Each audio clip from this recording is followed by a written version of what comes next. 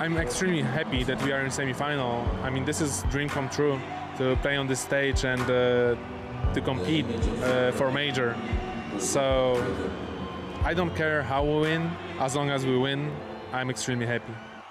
Pasha needs to land these shots. They line up and they get torn down, having to work against the odds. 2v3, Pasha finds Glaive, and another! We saw our fans, they are here the second year in a row, and we always know where they are sitting, so that's an amazing feeling, and that's something which will happen more and more in the future, where people will support their favorite teams and they will come to the events, they will watch the games and cheer for the teams. So it just warms my heart that we have such great fans.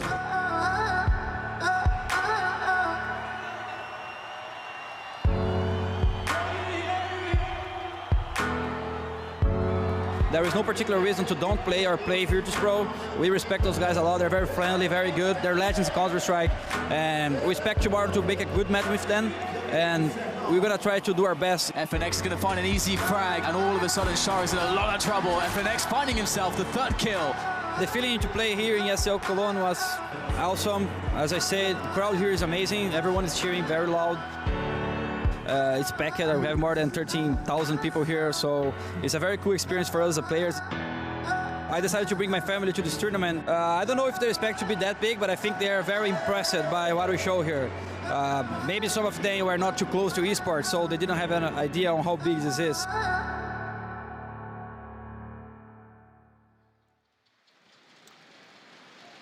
The Polish side, Virtus.pro, now stands against defending world champions SK Gaming. Formerly Luminosity, you'll recognize these faces on stage. They have to battle through this semi-final first, though, and Virtus.pro are a team that members of this desk have always kind of coined the phrase, never write out Virtus.pro. No matter what these results are, 18 consecutive losses online, whatever it is, when they get to a major stage with the crowd behind them, something happens and a fire is lit underneath them. Duncan, why on earth does this happen? Virtus.pro are a team that I can only assume is difficult to understand. You look at these results, you look at these poor performances, even bad LAN results. Then they turn up here in the quarterfinals, now they turn up here in the semifinals versus SK, and still, safe to assume, we're giving them a shot. Sure, absolutely. I actually think that people are really writing this semi-final off. People are so hyped about Liquid, they think that could happen. People think, oh, this clean 2-0 for the SK guys, they go through, Virtus was lucky to get this far, maybe got lucky drawing Astralis. I actually think the guys from Virtus.pro can make this a war. Like, one of the things I think is really good about this team is, when you look at the slump, you can actually see individual players who dropped off and their role didn't quite fit, all that stuff. But when they get into a big match, when they get into a big semi-final, what's great about this team is it is one of those teams that plays for themselves, plays for each other. They don't just play only for themselves or to get their own kills. And so as a result, Neo and Taz, they're not going to top frag because their job is to make sure Bialy's in the right position and he's able to get his kills, that Pasha's feeling comfortable and he has the opening stance if he wants it, that Snacks is rolling. So one of the great things about this team is they're a bit like NIP, they really do rise to the moment, you know. When they're on the big stage against the big opponent, I feel like they play to the level of their opponent. So sometimes they'll look bad against those ESL teams, but you put them against the best teams in the world. This was the only team to take a map from the SK Gaming lineup in that run to the title at MLG Columbus. So I think they can do it again. I think they can take another map here and make this a real war. Make this a real war. Janko, same kind of sentiments from you? Yes, I think Duncan described it perfectly, that VP is the team that plays to the level of their opponents. So you see them, you always question them because they tend to struggle against weaker teams, but whenever it's the big stage, whenever they play against the best teams in the world, they never get blown out of the server. They always put up a great fight. Of course, no stranger to seeing teams blown out the server. August got to cast that Fnatic Gambit game. But playing to the level of their opponent, does that mean that, you know, we can find some parallels between these two? Duncan's described them as Virtus.pro playing as a team, playing as a unit, playing as a family. That's kind of the word, that's the buzzword that we describe SK, this whole family vibe. Is there some similarities between the two, August? I mean, I watched the Fur video, the Spotlight video that was made by Valve recently, and that was actually, you know, that tugged at your heartstrings a little bit. Chopping onions. Sleeping in the same bed, sleeping on the floor, in a room that they didn't even have enough room to actually, you know, play properly. Taco's telling us, saying his mouse is hitting the wall. I mean, they've gone through it all, SK, and well, VP, they're the longest standing roster that we have right now in CSGO, so you can almost say that they're in a bit of a similar boat because they've had to struggle in the low times, and they've had the highs, and now, you know, they've managed to just survive it all, and they really have gelled as this roster that can always put up a fight. I'm going to say it is going to be a war, but I'm still going to side with SK on this, just because I think that there is no weakness in the SK lineup. The only thing that's going to go wrong for SK is if they get overconfident and they let that come back and bite them. But they should be confident in their ability to close out versus VP.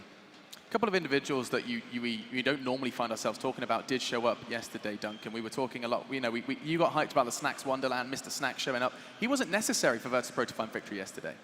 No, he actually really wasn't. And what's interesting about this team is that you've seen in this particular tournament, they also have that factor. Again, I'll throw the ball to NIP again. When NIP did this return and won DreamHack Malmö, which is like they hadn't won in over a year and a half, and everyone thought they were dead and buried, one of the key players was actually Exist. He came from just being a player who, in his role, was actually kind of struggling, and he had a fantastic tournament. Likewise, I've actually seen Taz play some amazing maps at this tournament. He really had that like old man strength in some of those games.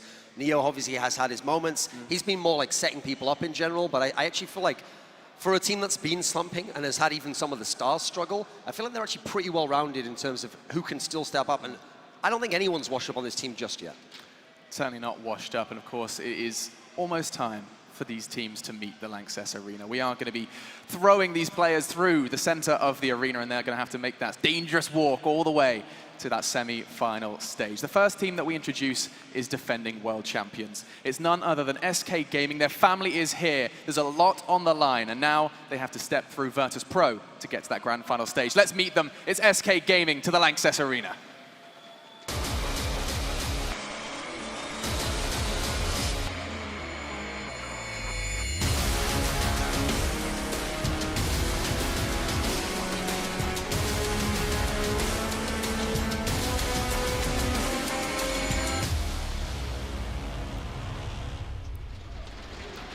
The reigning world champions, coming all the way from Brazil.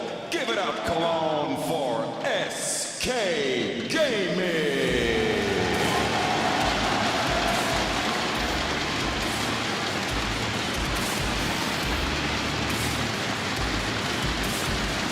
Fallen described his venture in Columbus as one of the best feelings in the world. And now he has traveled again around the world, this time to Cologne, to give it one more shot. They are in the semi-finals now and just one step away to getting to the grand finals 2 times in a row. Can the Brazilians do it? Can they set this arena on fire? We'll be finding out, but of course, they need an opponent. These Brazilians, they've worked through it all. They, of course, did encounter a problem in Columbus versus Virtus Pro, conceding the only map of the tournament to this Polish side, and now we will have the great pleasure. Oh, look at that, pandering to the fans. Their coach, Zeus, has got himself a German flag on his back. And now Virtus Pro is looking to get off the Brazilians back in this semi-final. Let's meet the Polish side that always seem to make the crowd fall in love. It's Virtus Pro.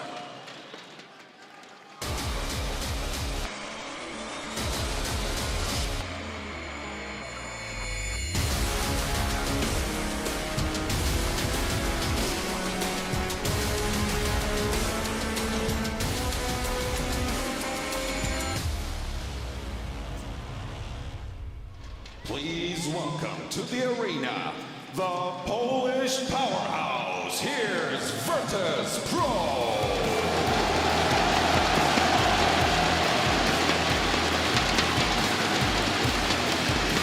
They got to show them flag. They got to show them.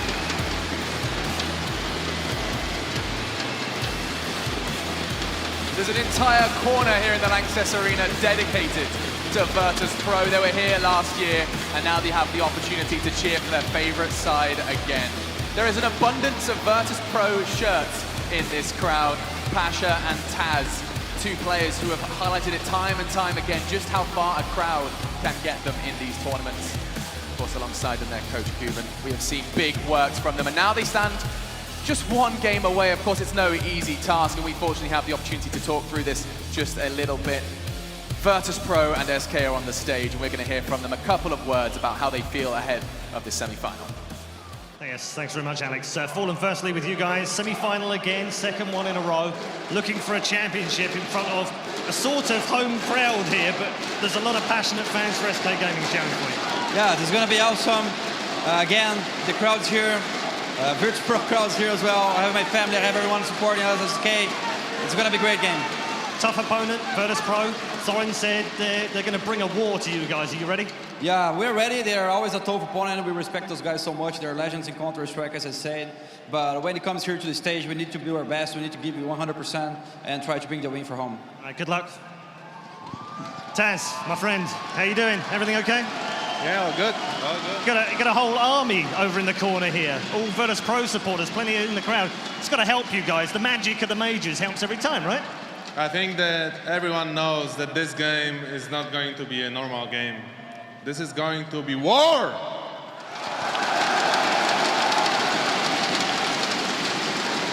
In terms of the way that you match up against SK, do you feel like this is your moment, this is your major? We played so many years on so many big stages. This is just another game for us, but this one is very special. This one is against a team who went against all the adversity we had to go through when we were younger, even more. So I feel like we are playing against people who understand how much this game means to us, and this warms my heart that we will play on such a big level, emotional level, and I just can't wait to play. Right. Ladies and gentlemen, Virtus Pro versus SK Gaming.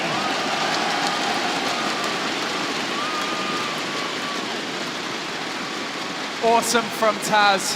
He has made a fantastic point. These two teams are prime examples of the passion for Counter-Strike. It's come so far. We as gamers have come so far. We've just sold out the LANXESS arena here in Cologne, and now we get to enjoy some fantastic Counter-Strike between a Brazilian side and the Poles Virtus Pro. Let's talk a little more as to how this one's going to go down. I have, of course, some Counter-Strike experts on the desk. Janko, you have the great privilege of starting us off between SK and Virtus Pro. Taz says, you know, he starts talking a bit about the history of these two teams, saying that they've both been through similar adversities. What's he talking about there? Well, he's referencing to how him and Neo perhaps started off their careers. They were actually in the two best Polish teams on the opposite sides, really way back, I think something like 2002, 2003.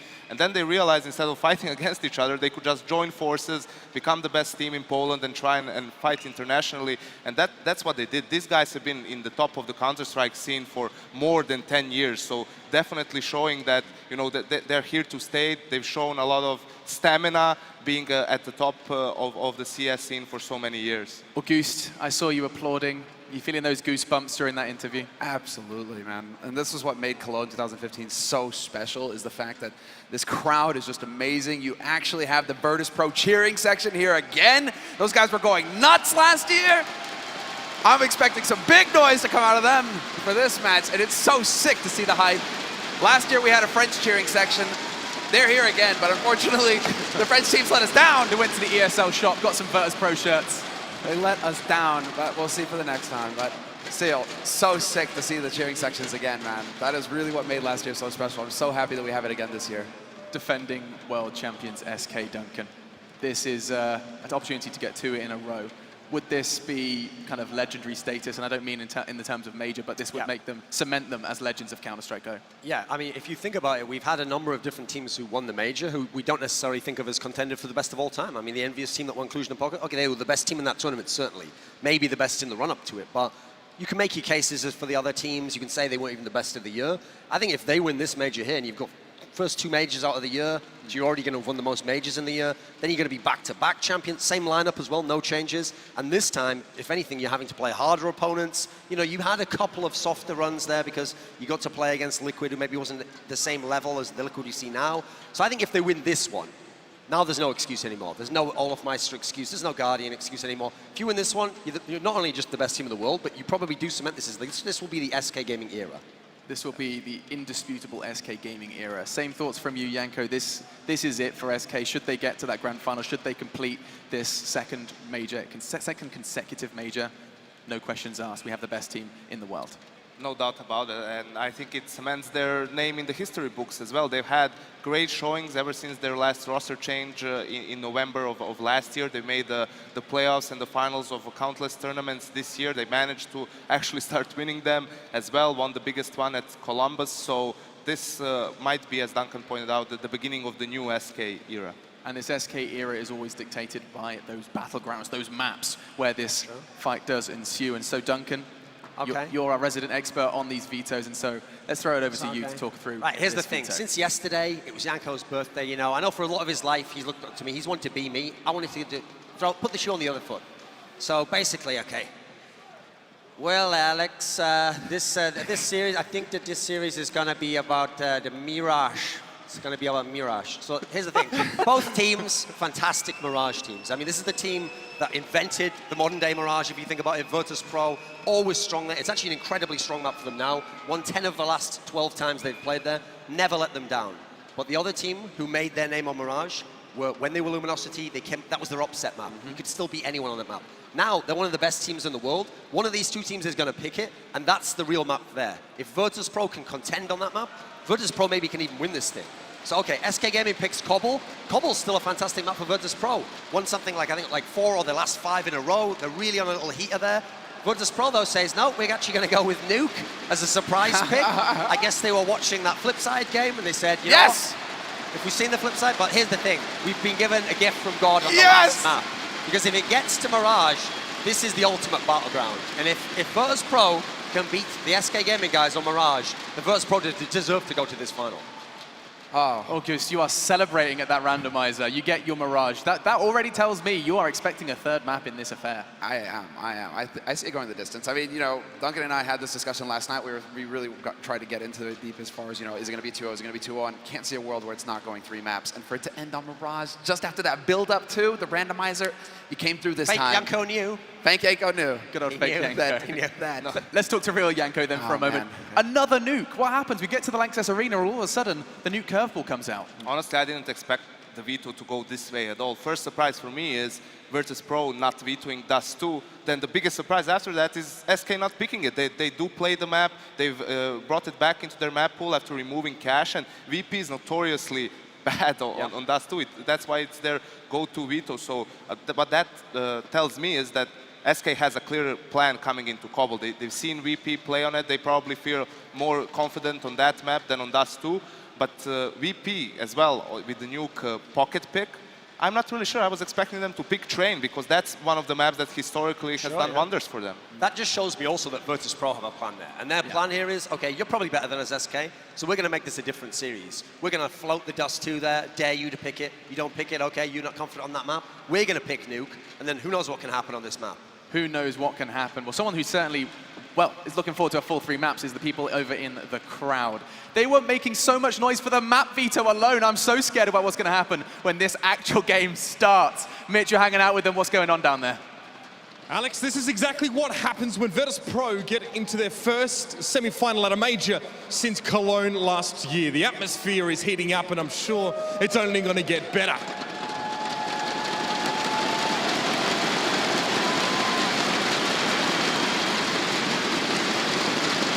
There truly is nothing like this event. But I have managed to get onto a couple of gentlemen who've been in the crowd as well, and they've been watching some of the games. So Luke, talk to me. You're from here in Germany, but you're supporting SK Gaming. Yeah, I'm supporting SK Gaming.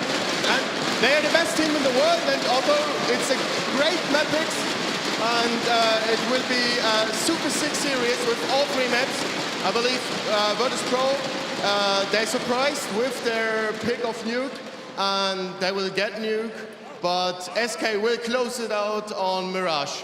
Can we get this guy on the analyst desk? I'm sure we got a spot for him. Thank you for your thoughts there, Luke. He thinks SK will go all the way. The Polish corner's not happy about it, but they'll have a chance to make their voices heard. Jan, you're a little bit newer to esports in general. This is your first CS event, of course. So obviously, you do work with Luke. That's why you're here. How does this feel to be in the middle of this crowd right now? Well, from what I have seen so far, I can say it's absolutely amazing. It's just stunning, the feeling, the players, absolutely amazing. And who are you hoping that's going to win this one? I didn't understand the question, sorry. Who do you hope is going to win this match? Well, I would say SK. Another SK fan here. Then there aren't too many in the crowd, to be fair. We found a couple. Well, the people have spoken. It's now back to the desk, of course, to continue to break this one down. Alex, take us in. Cheers, Mitch, indeed. Well, it's clear the crowd has found its favourite. And as always, as human beings, we do love an underdog. Virtus Pro undoubtedly coming into this one against defending world champions SK Gaming as somewhat of an underdog. And we will start with our prediction process. Gentlemen, Cobblestone. Yeah, this has already freaked you out. You know, this map veto has already been a bit of a spanner in the works. And the Dust 2 not cropping up. But just the first map. We'll start with you, Duncan, and work our way down. Great map for both teams. Like I said, Virtus Pro, actually, this is one of the maps they're on kind of like a winning streak on. No one stopped them. We already saw SK Gaming play this map earlier in the tournament, have a reasonably close affair with G2 there, who's a decent enough team on the map. I think this is just a battle of the T sides. And so even though I love Virtus Pro, I think they're a fantastic team on the T side, and I think this will be a double digits, both sides map. I think this is going to be an SK slight margin. I think SK's got the better T side. I think they have to prove it as well against Virtus Pro. They are no doubt going to be tested. Will the plow get going, Yenko? I feel it will get going, but in the end it will get stopped, at least on this map. So on Cbble, I feel that SK, seeing how this is their pick, I feel that they are really well prepared to face VP on it, so I will give this map to SK. SK, they made this choice. This is the battleground they chose versus the Polish foe. August, you're going to join the desk with their predictions? I can definitely see Fallen and Zeus looking at the map that was played before VP versus Liquid on the map, studying that, seeing the shape that VP are in, maybe trying to predict some of the adjustments that will be made. As we have the Pasha biceps cam while I'm talking. Thank you very much. So, SK, I mean, I think that VP right now are just going to be lighting it up, and it's going to be SK who are going to take the first map. Believing in the Brazilians. Cobblestone certainly will be a fantastic way to start off our first semi-final here in ESL One Cologne. So much support for the Polish side. And I think it's almost time to get into this, boys. You can see the huddles are going down.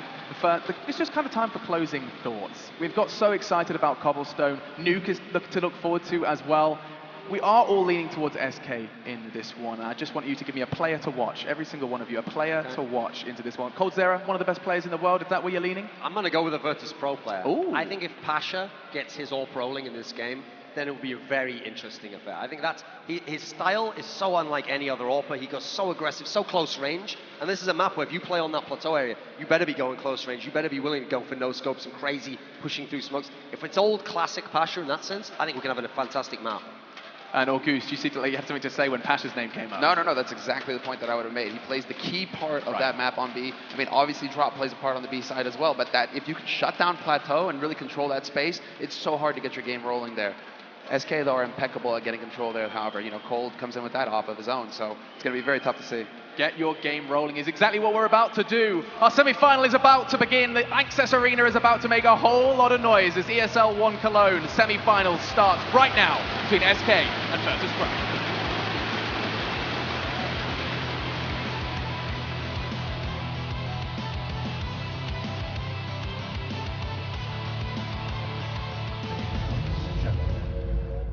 Welcome to ESL One Cologne.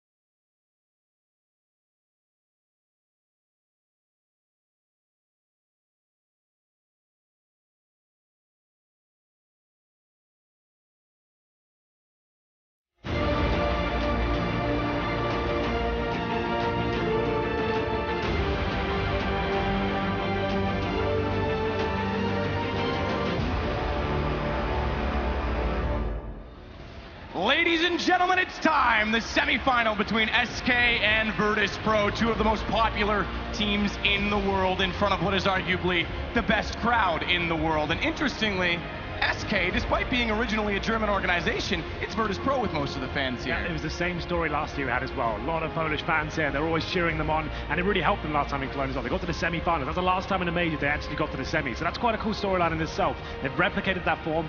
Can they get to the grand final, Matt? I'm not so sure right now, but the maps make things interesting. That's what it is. Maps make things super interesting. I mean, that veto, no one would have expected. That's a curveball for sure. We're seeing it. They said on the desk, this nuke coming out late in the tournament. People trying to take advantage of it. Best of three. We spoke about this just before we came on air, right? The fact that nuke is at such new unknown quantity that people are putting in as that pocket pick. The veto system does work for the underdogs in that sense. Nuke is certainly something no one's comfortable on right now. If it gets to that, and well, it will get to that, I feel like VP can pick it up, then we've got Mirage to finish things off. But here we go then, ladies and gentlemen, the first map. I know you're ready for this one. Let's blow the bloody roof off the LANXESS arena. It will be VP starting the CT side, SK on the T side. And we'll get straight into this one, the first semi-final of the day. SK, 3 sets of armor, 2 utility players, we call Zero and Fallen with the smoke grenades and flashbangs. And here we go then. History is about to be made. And Virtus Pro against a team yesterday playing with their entire heart in the form of a strawless rather than their set 5. This time they go up against heart and a 5-team formation that is extremely scary. A bit of a B-side presence right now from SK, but interestingly, look at Snax. He's already pushed out into the courtyard over at A, which means this rotation, it could be confirmed. Fur goes down into drop, but a nice flash through. Pash is able to pick up the first kill, but Fur does walk in. He'll trade it out in a second one as well. Taz with the rock flash in. Neo's blind, needs to get through the door, can't do it. FNX is gonna pull this round back. A 4 versus 2. It's Bialy and Snax. And Bialy's waiting at Chicken the whole time. He's just been waiting for this opportunity. He's trying to make sure they aren't going to check this off. Spots bomb being thrown over Caitlyn. The shot does finally do so, but has to reload. And the reload, it's going to buy time for Snax to arrive, but he's already low. Bialy, he's got the headshot. He's got 5 HP to Snax. Bialy's done all the work to make this possible, but he's gotten eliminated. It's Fur again. A 3rd kill for him, and Snax with 5. 54 seconds, they know he's on the stairwell. He's got to hit 2 headshots to make this work, and it's not going to happen. The simple B-play comes in from SK, straight in towards the side. It's actually Pasha to open things up, but Fur comes to life with that Glock, finds the headshots, but it's Bialy. We always talk about him, Matt. That chicken coop position, always overlooked. If you can hide there behind the smoke as well, you can see that's exactly what SK did. They threw one of their smokes towards that back position just to eradicate that risk at the start of the round. What they forgot to check, though, was anyone actually sitting inside? Bialy made things very interesting indeed. It was Fur, though, who was the hero of the round. Great shots from drop-down room. And we go to round number 2. And it's going to be the 4 spike from VP here. Just Neo, who hasn't invested fully, but Pasha with the scout. The analyst described how aggressive he likes to be and going for those crazy shots, and he'll be towards the B side for this time. But SK Gaming, they have only got 1 rifle here, so this could be a little bit of a problem, especially against the armored players as well. Just FNX with the AK-47 in hand, and there's a 3-man stack towards the B side. Snax and Taz, no snake formation this time, famous for on Cbble. And it's going to be SK just working and dissecting parts of the map as Taco gets towards upper platform of Fur. He's in drop there. And Fur again is going to open up the alley, the one that he finds with the MAC-10. Counter flash comes through. It's Taco that finds Neo trying to peek in after it, though. And this time, they've already spotted Pasha at the chicken coop. Hence, the Molotov from Taco. Force him out, take him down. Well executed. Fur on Taz.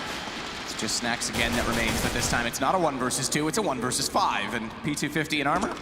Try as you might to hold it. 57 seconds.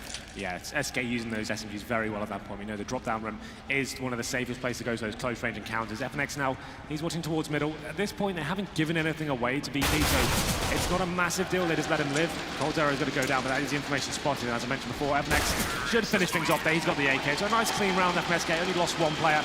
That really does help going forward into the grand scheme of things. Against these top teams on the big stages, it's always very scary on those second rounds with the armored players, the 5-7, the P250s, especially a scout in there as well. SK managed to come out on top. 2-0 ahead. This will be the full eco for VP at this point. They need to look to the future and see how they're going to maybe have the AWP, and they can see no one's got fantastic money. There's Neo, who didn't really invest heavily into that round. They picked up a couple of HEs this time. We do see that quite commonly on the CT ecos, putting up that airstrike potential towards that upper platform, but it's very difficult to time correctly. At this point, SK, 4 SMG still, just gonna be farming the cash, man. Make sure they get their $600 per kill, and they set themselves up for a really successful T-side campaign that the Brazilian sides are so famed for. MAC-10 on Cold Zero. Lots 2 on the site, tries to do further damage. It's Fur again, trying to enter in long shot onto Bialy, but he's down to 16. They still have to come around the corner at B. Now they will in the alley. to support him, and thankfully so, because Fallen finding snacks and First still alive as a result of it. Taco's going to take Neo pretty straightforward. Another round, though, where they are very efficient on this SK side, and they're building the bank. Now the question is, do they go for the bonus round? They absolutely will. There's no reason not to. They'd be throwing away money at this point, throwing it into the wind if you were to upgrade all those SMGs. They might get another AK just to boost them, maybe swap out a couple of the MAC-10s, potentially, but it's an opportunity just to do something very fast. We saw how dangerous they can be in that drop-down room, and Cold Zero dying as well. That confirms another AK will be picked up. So, if anything, that actually kind of, believe it or not, that kind of helps them a little bit more in the next round, because they'll have 2 AKs now. 3 SMGs still, and Pasha does pick up the MAC-10. That's not so useful for the CTs. It can be efficient in the close range capacity, but it's the run and gun potential that's so good with that weapon. Going through the smokes and finding people that are surprised by you. There's something that actually can be more important about him having this SMG right now, is that if he can pick up a kill with it, it's $600 per kill. If they want to try and get the AWP out, he needs to pick up 1 or 2 right now. So he's going to upgrade it regardless. He'll go to a rifle. You're right, the MAC-10 carried over against armor, it's going to be nothing. But if he can find kills right now, then this is big, because that means the CT sided off, but you know what? SK is fully aware of it. They're not even pursuing him aggressively. They're just going to let the time expire, let that bomb detonate, and as you say, they'll move into the next round, potentially go for the bonus.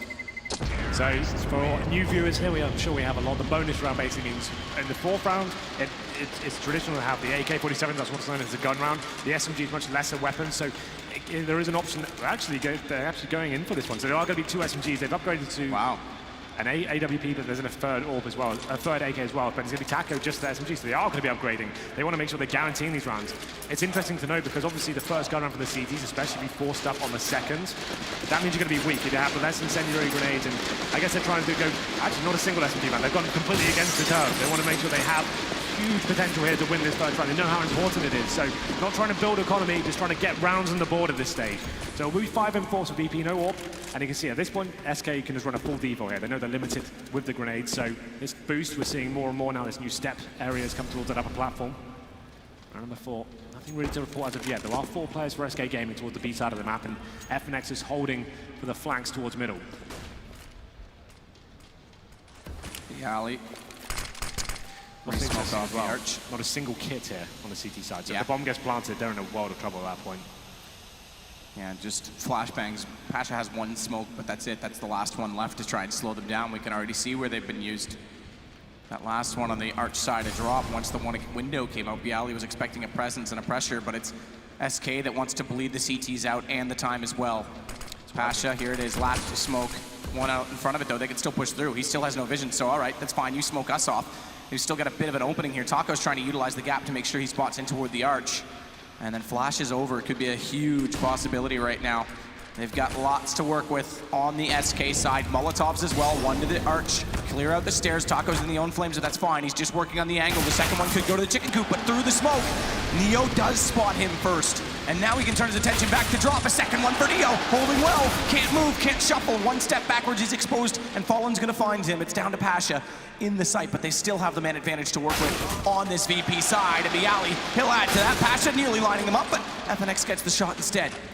Have they figured out this triangulated position so far from Virtus.pro, because Bialy wants to bait them in and let Taz do the work, but he's gone down. Taz, he only manages 1. It's a trade, 4 seconds, no plant. It's not possible. They know it with the shot coming out. Snacks does not need to move, and Virtus.pro will pick up their first round. It's a big round for VP to win. We said how much of a struggle it is after you force from the second. You see them limited when SK actually come into the site, but it's Neo holding strong.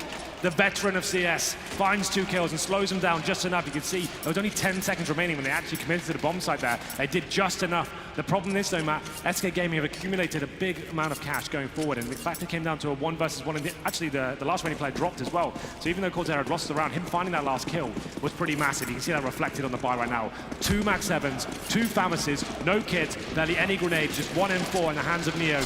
This is a massive round. This could be a double eco for VP going forward. They need to try and hold on here. It's going to be very difficult indeed, but Pasha, he's no slouch with the Max 7. He's waiting by the broken wall and seeing if he can get this first frag. And Pasha gets 1, but it's Bialy. Oh, the wrong person. He takes down Pasha. It's Bialy, though, to make up for it with spades. He takes down Golden Throne.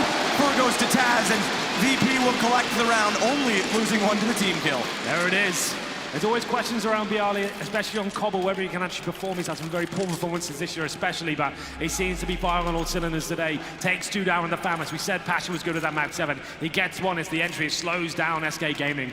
Team kill does come in reserve, but it's not going to be a huge problem here, as only VP, that was the only kill they actually suffered. SK not picking up a single one, so they're going to be building their money up now. Like I said, that's a huge round for the Poles to pick up. SK Gaming on the eco now, Tech-9s, CZs, P250s, a couple of sets of body armor. They have been focusing towards that B side throughout this game. Looking like they're going to try their hand towards middle. FNX somehow got towards the connector. Bialy's going to take him down, though. They do get the awareness. Snacks a little bit limited here, a little bit out in the open. Cutting off inside danger, but he's done big damage. Not only that, he has taken Fallen. You see it, Taz taking Taco easily with the help of that shotgun. Back inside of the A site. Got the rotations covered. They don't even need to pull Pasha or Neo over because it's, no matter how you look at it, 2 versus 2 entering onto the site itself, and Fur on 12 HP. Pretty straightforward for Virtus.pro to close this one out. They're just going to try and wait a little bit longer, SK, to see if anyone makes a mistake on VP's side. VP don't want to give anything away here. Like we discussed, the money's still building up. It's still in its infancy. So keeping 4 players alive, there's no need to hunt. Just hold the bomb site, stick together, 2 on either side, and that's absolutely fine. And try and slow them down as soon as you spot them. The kills aren't as valuable at this point. Obviously, they have the rifles and SMGs, no real cash to farm here. VP and the Plons have got players to lose at this point. So SK, like you said, biding their time. They can get a plan on this, that'll be amazing. Bialy, he's got other ideas. Takes down Fur, but Coldzera, he definitely replies. Now it's going to be 3 versus 1, and they know. Oh, the dink on Taz as well. Cold, he's got this back. Suddenly a 1 versus 2 from what was a 1 versus 4. He's elected to pick up the shotgun instead. Nate takes him down to 55. Neo showing shotgun. Not all the pellets can go through. And Neo will get the kill. 3-3, Virtus.pro bring this level. Yeah, there was no real chance of SK winning that round, but finding 2 kills, that's pretty important in the 2 versus 4. So they managed to get something out of it. This is where things start to get really interesting now. Both teams fully equipped. You can see Fallen, he has brought out the AWP. Famed is potentially the best AWPer on the planet right now. So let's see what kind of work he can do here. It's going to be Snacks, interesting enough. He's got the AWP on the CT side. There's always some inconsistencies with VP. Every different event they seem to have. Pasha having a go, Neo, the main AWPer for a long time, and Snacks, who's always the secondary role, but still very capable of getting those opening picks, and that's exactly what he's going for right now. Smoke down towards mid. Fallen's waiting for him though. That smoke does give him cover, but Fallen, he's aware this could be a possibility. Oh, it's so close, and Snacks will spot it. Just sees it at the end as the smoke started to fade away, and it's now going to be the first pick again for Virtus.pro. They can slow things down a little bit. Fur trying to get over top of the drop room. Flashbang goes in to try and push Bialy back away from that window position, but right now it's a 2-man position at long rather than drop itself, so Pasha and Neo trying to hold, and Neo on the stairwell to do so. No real estate gathered for the terrorists as of yet. You can see them holding up in a very default stance, waiting for the CT smokes to dissipate, but you can see Pasha there. Really tight position towards the close after. The interesting thing is that the terrorists don't actually have any Molotov to flush him out, so he's in a great spot right now. Neo can actually bait him in as well. He actually dinks him. This is a good chance for them to actually capitalize. Pasha could have based at that point, but wants to keep his information hidden. And attacking under 7 HP. VP don't really need to work too hard here. They know they've dinked another player. Just hold back on the bomb sites. Allow them to make the final move. Neo's got a Molotov to try and counter in the push. Not one available on that SK side, so watching Pasha in that arch position, it could be crucial when they do walk in. Flash through, trying to take over this window from Taz. He's got 2, and he's jumping up Coldzera. He's got 3. Bomb down in his hands as well. It's Taco. 7 HP, 1 versus 5. This is when you would pray if you desperately needed to help SK get around, and he's going to try and do what he can here. Walking over the edge, though. Neo down below, jumping, gives it away. Good quick shot onto Neo midair. Now they swarm onto his position, and Taz, he'll close it. 4 kills total for him. Fantastic work from Taz. You can see it was all down to Snacks getting that first kill, rattling them, taking down the in-game leader as well. Fallen drops at the start of the round, and SK Gaming looking a bit cagey here, Matt. They're going towards drop-down room, and that's a really tight choke point to send 3 players out of. They're just trying to challenge there towards Taz with 1 flashbang. They got completely shut down. It's a very defensive position. We saw a lot of players utilize that beneath that window this tournament, and it's so strong. It's just a horrible angle for the terrorists to try and find you on. You're basically running into the CT crosshairs. You can see on your screen right now. Taz finds 4, and there's another eco here for SK. VP have taken the lead. It's 4-3. Tech-9s, P250s, and this will be a set piece by the looks of things. They've got 4 smokes, and that can be utilized towards the B side to just try and get a plant down this point. There's very few plants, in fact. So we'll see where this execution works out for SK this time.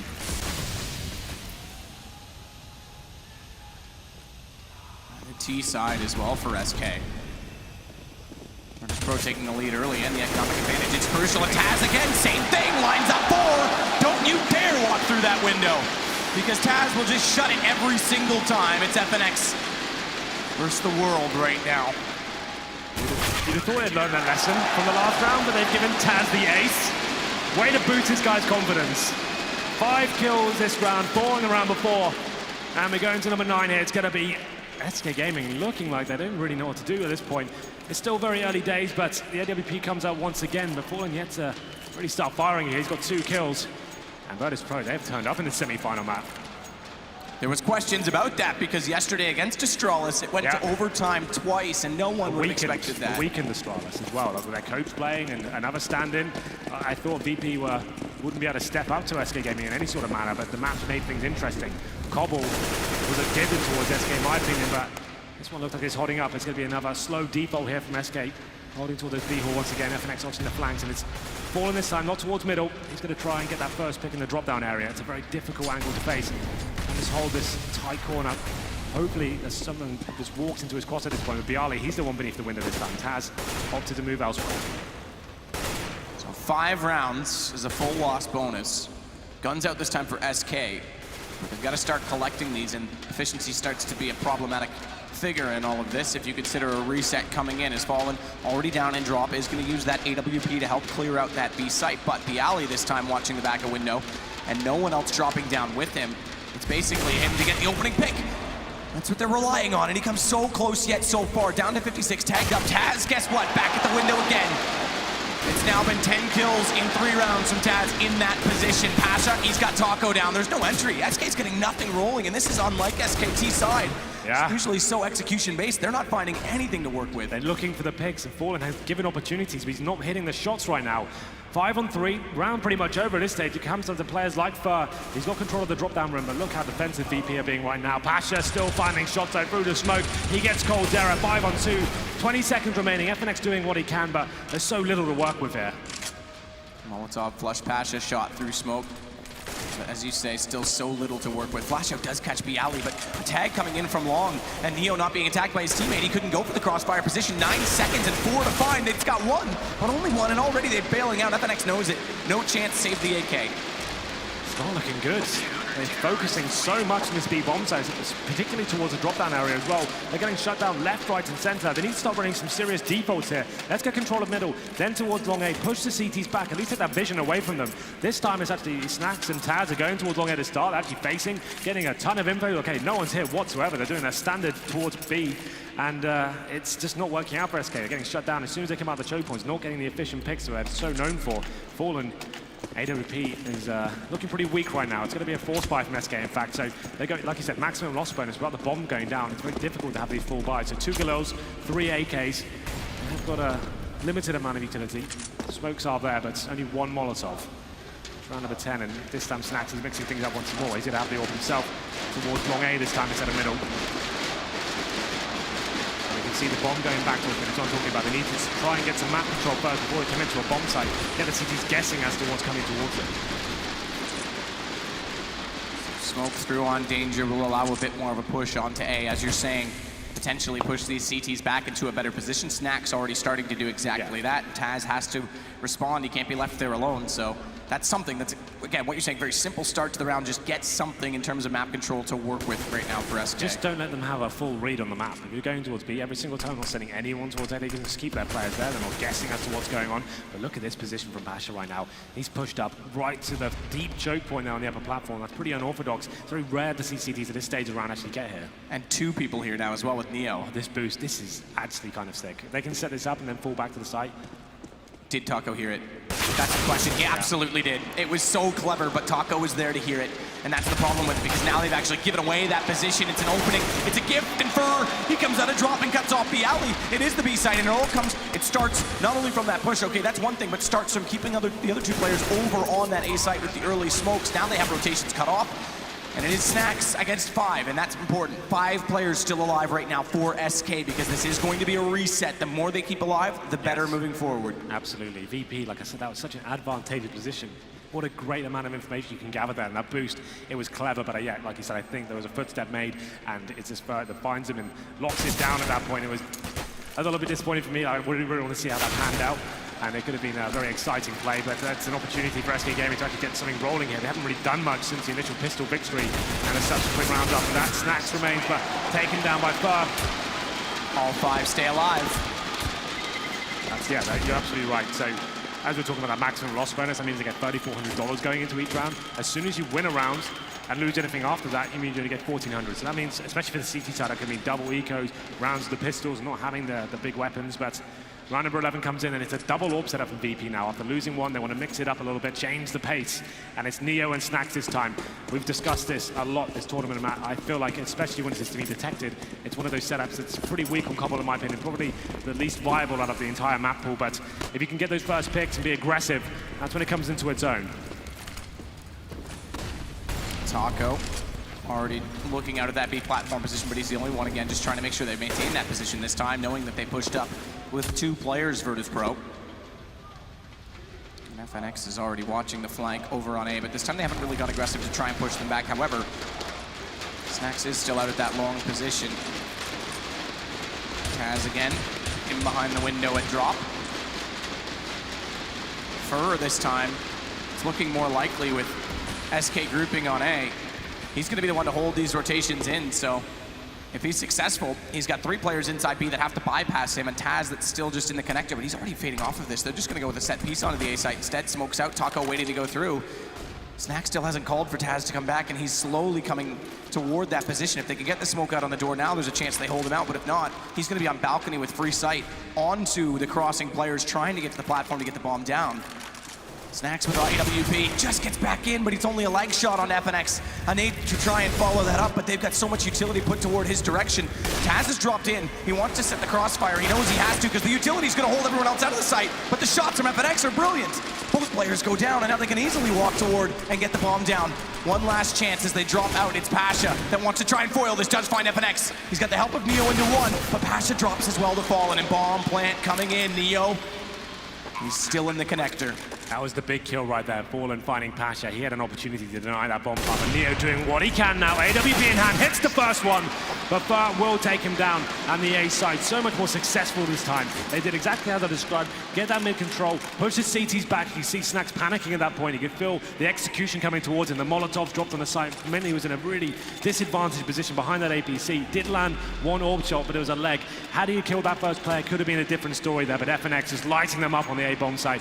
And we said that was a big round, and VP is reflected in their buy right now. They have been forced down to an eco, and it seems like the success towards the A side has been a lot more beneficial for the Brazilians than towards our B side. Those tight choke points not really working in their favor this time.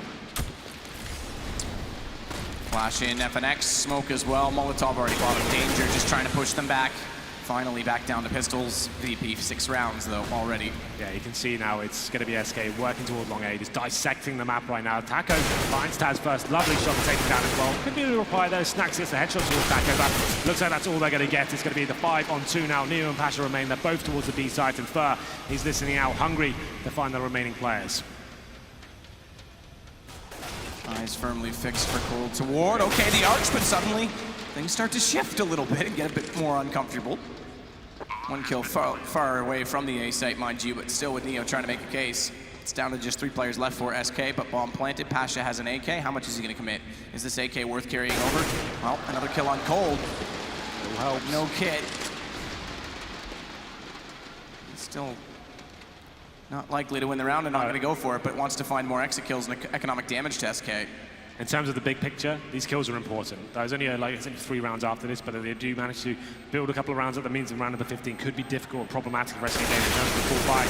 Pasha looking to get another hit. He's gone down to 17 HP, but there it is. PD50 comes out, takes down Fallen. Can't win the round, but he's done so much work here. 3 kills, just a PD50 to start with. And an AK carried over. Very well done. FNX has the AWP, thankfully saved over for SK. But this goes from having them around the 6K mark on everyone. If none of those people died, they would have basically 2 rounds in hand. Now they go back down to having to reinvest here and potentially even facing a break. And however, Cold and Fallen are pretty good. Fallen's off, like he was at almost 10k before this round started, so he's okay. I think they'll probably be fine going forward. If they lose this one, it's going to be problematic for sure. But VP now back on the single orb setup. It's going to be Snacks this time.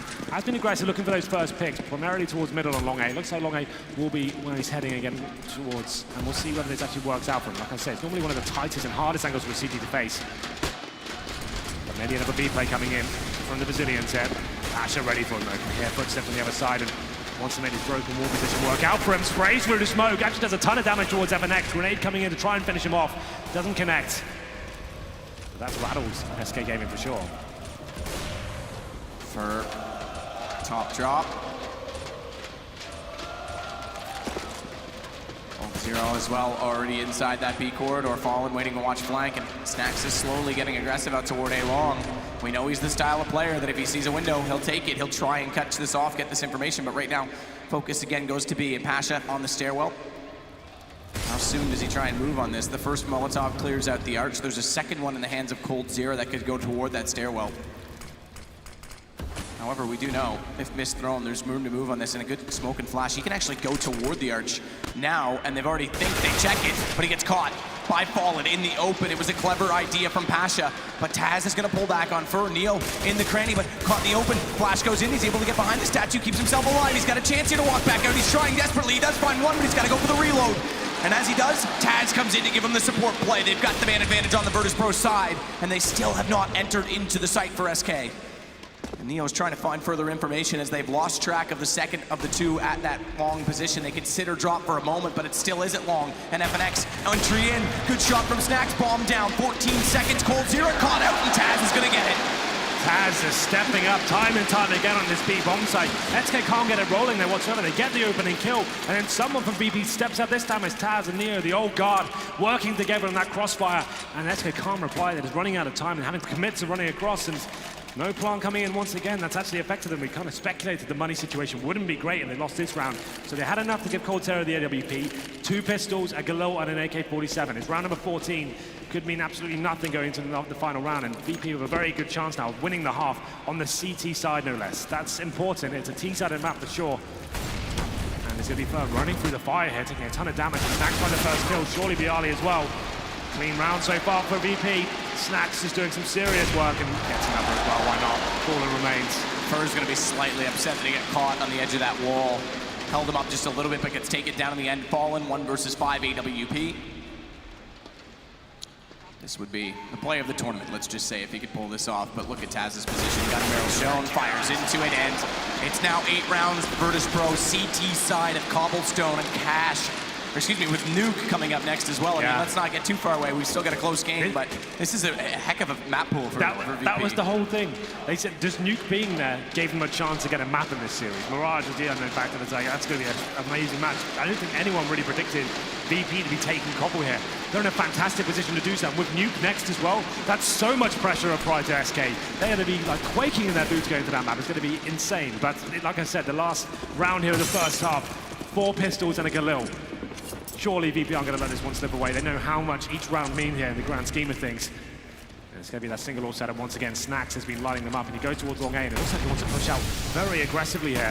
He's actually going all the way to the top of middle. He's got so much information here. Spots FNX, but that's information gathered for SK as well. They know they've been discovered towards this B side of the map, and that's going to be reflected in VP's setup. It's been Taz who's been controlling that drop-down run, especially from that window area. Looks like he'll be challenged once again. The alley. Smokes off arch side again to go passive and leave Taz to be the one to cover the window. Remember what's happened when they've tried this. Are they going to try it again? A little bit of gap in that smoke. You know it's just going to happen. You know someone's going to go this direction and fall, and it's going to be the one to walk into the trap. Taz again. He's just not letting anyone out that way, and that's going to start to play a factor in this because Bialy now just waits for the rest to be pushed toward him, to be funneled that direction, discouraged from daring to try and cut connector, but it is Cold Zero. He picks up 2. Gives himself a chance to walk in. Bialy's going to pull back and shut it down, though, and it's 9-6 for Virtus Pro. Taz finishing the half on 18 frags. These guys have turned out to play today. The B site on Cobble is complete lockdown, shut down for refurbishment. It's no chance of entrance here. 9-6 after losing the pistol as well. They were 3-0 down, Matt. What are the chances of that? That's insane. 3 gun rounds as the order was obtained for SK then. And if we had a heat map of all Taz's kills, yeah, they would all be at that window. That was so incredible to watch. But 9-6 Virtus Pro. SK, remember, Nuke coming up next. This puts so much pressure on them. They want to go to another final. They want to defend the title. They're going to have to come up large in the second half. We'll take a break and see if it's possible.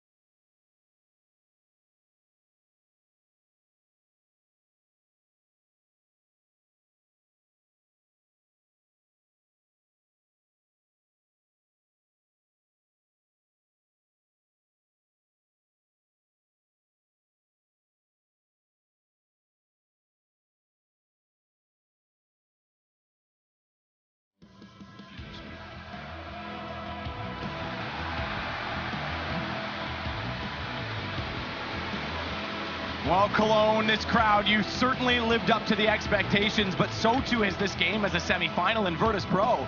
They're the ones taking the lead right now against what many people would have expected. 9-6 after the first half. After losing the pistol as well. That's tremendous. I would assume, though, if I saw this, if I watched in the game, I thought, he must have won the pistol. They got lucky in some of the force buys and stuff like that. They actually really worked so hard toward that B side, especially. SK Gaming only really finding rounds towards A, and then they got shut down towards there as well. Snacks aggressive with the AWP. Taz just nailing every single shot as well. Neo and Bialy, what a strong unit they were toward that B side. The crossfires coming in, facing at the right time, locking them down with correct use of utility as well. It was an amazing show on the CT side, and now VP, they're no slouches on the T side either. If they win this pistol here, it's going to be very scary for SK Gaming indeed. We'll go into this one. 4 sets of armor for VP. Make it 5, no utility purges whatsoever. That suggests a complete Virtus plow round, just running in together and trying to use the power in numbers. SK, no kits purchased, they've got 4 sets of armor themselves to be fallen just with that smoke grenade. And that's like a B side of the tackle, but we have got Taz towards the top middle there. Could be an A split potential there. I've slowed it a little bit early on. First, going to be the only one over on A right now with Fallen. Covering off that Taz window. I think that's what we have to call it after the display we've seen there today. Just absolutely dominating that position. Wouldn't be surprised if there's a little bit of a decal added to that part of the map after this major, to be honest, the way he played that first half. But Bialy, waiting to see if anyone does push forward. FNX inside the site, more passive as we see. But again, Virtus Pro, they didn't intend to work with. They've given nothing away, and they've got this armor. They're going to try and just walk in and wreck them with this Glock train toward the site. Like you said, the Virtus plow on toward one of the sites and slowly grouping toward B right now. Well, they're just seeing if anyone's hunting for information here. We saw a lot of teams yesterday, especially remember Liquid. They sent 4 players down middle. It's a great piece of the map to actually work out whether the team's going straight towards B. But so far, back towards A site, and they're going to try and control middle here. This is going to be a split. Bialy and Snacks both down drop. Neo with bomb, Pasha already coming up bottom of mid. Furs yet to spot this as well. He's going passive. He's going to try and wait inside the site, falling into the rotation. This is where Snacks comes through. Both below him in that smoke. Taco not able to collect him on the way through, but FNX wraps back around. Neo, however, pulls this level, and Fallen can't find the opening shot, but that is lovely to take down Taz. And they're still trying to fight Bialy off and take this away so they can get the rotations in cleanly. It's just Neo left. He's got the bomb. He had to go hunting for it, so it's bought a little bit more time. And Cold, therefore, is on the full flank here. He's going to look toward Connector, and guess what? Cold's beside him. Can't hit the shot right away, but does close it out. And SK have back-to-back pistols in this game. So a nice slow default there from VP, feeling out the map, working out what their options are. They go for the A split, but you know what completely shut them down there? Fallen was just ready for it. It's a very common strategy in the T-pistol, and he sat there towards that window position we talked about so much before. He gets the smoke as soon as he spots one player. That shuts it down. They have to push through a horrible angle there. They actually can't back out their teammates, and it's SK just nailing the shots with the USP. The plant does come in for VP, though. That's important. Oh, okay, I was going to say they get AKs in the third map, but you know what? They're not going by the curve this time. They're actually going to be going force buy on the second, which is interesting for sure. You can see SK, they've got a mixture of rifles and UMPs, so a full execution with Tech-9s and one AK as well. This could surprise SK Gaming. You see Neo, he's taken a little bit of a burn here. He's dropped the AK over to Taz, so he gets no armor. He's just got the deagle. But yeah, there was definitely an option to buy up on the third. That's the orthodox way to go about things, but if you want to win big games, Matt, you have to pull out all the stops, and maybe this is one of them. So Taz to lead the charge with the AK. Smoke in his face, he'll fall away. Neo again trying to evaluate with a deagle, but it's the scout from Fallen. Okay. He was slow to get rolling on the first half, but a great shot to start off this round. And this is going to fully inform Virtus.pro that, all right, guys, we lost A already. Let's just go to B. Smoke's coming out. Is this for sale? Because it's as they, okay, no, it's going to be rotation just to drop. So two coming out long platform, and Bialy and Snacks again going to go aggressive toward drop. And already through that arch room, there's no one to hold it off inside of the wall. And what they're trying to do is push them back so they are contained by the wall and then cut them off with while they're sitting and waiting for those to dissipate. But Taco's still at chicken coop. So he drops bomb on the way through before it even happens. The smokes are now gone. The execution potential is lost for Virtus.pro. And so too are the numbers because it's down to 4 versus 1. Snacks is able to pick up 1, but he's already bugging out of this round. Bomb's way over at B. He's got no chance in it, so just save the scout. Yeah, you could see how that was building up and what VP had in mind. Neo was supposed to be the decoy towards middle, try and get towards danger, get spotted. That's all he wanted there, but unfortunately for him, Fallen rips his head off with that scout. That shuts it down. VP go for the execution, but a very disciplined play from SK Gaming. They're playing towards the chicken coop behind the rock. They're not giving anything away. They're not letting them find the kills. And with the advantage of the rifles and the UMPs, they can just take care of them at long range, and the Tech-9s can't really do too much about it. So VP, like you said, they looked for so long for that first pick, but just didn't find it at all. And they were just looking at 6s and 7s and actually made their way to the site. Shut down. Snacks will survive here. He doesn't get any money into the next round, but he does have head armor and a scout. So something to work with as well. He has a Tech-9. He can drop that to a teammate. So potentially that's... Oh, that was close. Yeah, very close. That would have been he got no money. He's on the scoreboard right now. Snacks, $450. If you die after the timer expires, you get absolutely nothing. Well, even if you survive. Yeah. But point stands. If you survive, at least he gets the gun carried over. Without, he's hopeless, I guess you could say. So Taz goes immediately back onto a Tech-9. They're going to sit pretty here, Virtus.pro. They have to concede this round. They have to build up their economy moving forward. So we should, all things considered, remember, there is always that off possibility, but should be looking at 9-9 for SK after this round. Fallen's going to go aggressive toward the bottom of mid right now. Nade pulled and ready, primed and looking to be thrown as Fur's already peeking out toward and spotting Neo at long A. Yeah, it's a very difficult round here for VP right now. You can see Glocks, one Tech-9 that was dropped from Snacks, and they're going to have to see if that scout can find anything. It's almost impossible. They know he's got it. They don't really need to face anything long range at this point. Just hold the tight choke points. Exactly what they're doing as well. FNX is getting some information there towards drop down as well. He's got the M4. I can take a few pop shots before he has to fall back. And they've done so much damage as well. Taz and Neo going down to about half HP. And it looks like they will just walk into B, hope for the best. It's not going to be pretty. With Snacks leading in charge of the scout, maybe he can get the kill towards Taka, but it's very unlikely he nails the headshot. So Neo down. Taco waiting. Cole bait them in. Pop out late. Taz, what a shot though. He goes down and they know Taco's here, but he still has the AK at range, and that seems to be the definitive factor right now as he does find Pasha. As well as one before, it's just down to Taz remaining at the window, and unfortunately coming out from that side, he doesn't quite own the territory. 9-9 is our score. 2 players lost, but guns to come up on either side. Yeah, that force buy in the second round has hurt VP somewhat. You can see that after Snacks not getting any money in the previous round, he only has enough for a Tech-9 this time. There's no AWP potential here, so they will have 4 AKs and smokes, but there's no Molotovs to work with. It's not ideal, no HGs. It's going to be a bit of a tricky round. And SK Gaming on the CT side, we talk about his tag team combos so much, Matt. Cold, Zera, and Fallen on those AWPs. It's very deadly indeed. And as we said before, it's a difficult map to use them on, but these guys are very aggressive, and I'm sure they'll be going for those first picks and trying to take over this situation early in the round. But For AK's Snacks, it's up to him just to be going in first. I wouldn't be surprised they gave him the bomb. That would make the most sense. Just use him as a cannon fodder as he runs in and tries to plant, but for now, more of a default. Looks like VP will be making their efforts towards long A. Very defensive setup from the CDC. You can see Fur and Fallen on the A side, just setting up the crossfire right now. Fur towards that stables area. It's actually 4 players for VP at long A, and Bialy, he'll be that lurk kind of factor. As soon as his teammates show their hand towards the A side, he's waiting for rotations, giving them information in terms of footsteps, and seeing if he can find a cheeky kill in the back. Well, actually, maybe they don't want this. They're going to go back towards the B side by the looks of things. All right, it's FNX that waits at drop. Bialy slowly going that way. He's changed the angle, that trajectory. Well, that gives away where he is, but it also is not very inviting for Bialy to take advantage of, is it? He has to sit and wait for that to dissolve, and FNX is going to change up his angle in the meantime. Taco waiting for an opportunity to try and strike as well. From that tree boost position, he's elected to jump off, and he wants to get aggressive. He knows with 30 seconds they've got to be committed, so he wants information at long B right now. Because if they're not there, chances are they'll have to rotate back over to A. He's made contact, he spots Pasha. This should be a rotation coming over, and coldzera, he's going to stay to help FNX, but he's been tagged. Knocked down to 33 HP, forced out of that drop room, and they're going to try and split on this side aggressively. Taco down already. That's big from Taz, because the other two, coldzera and FNX, have elected to go toward the drop. They're going to give up space, but what a shot! FNX drops the bomb on the way through. Bialy, he's got to try and pull this back. It's just him 1 versus 2. 8 seconds, needs the kills, and Fallen, he's going to close the round.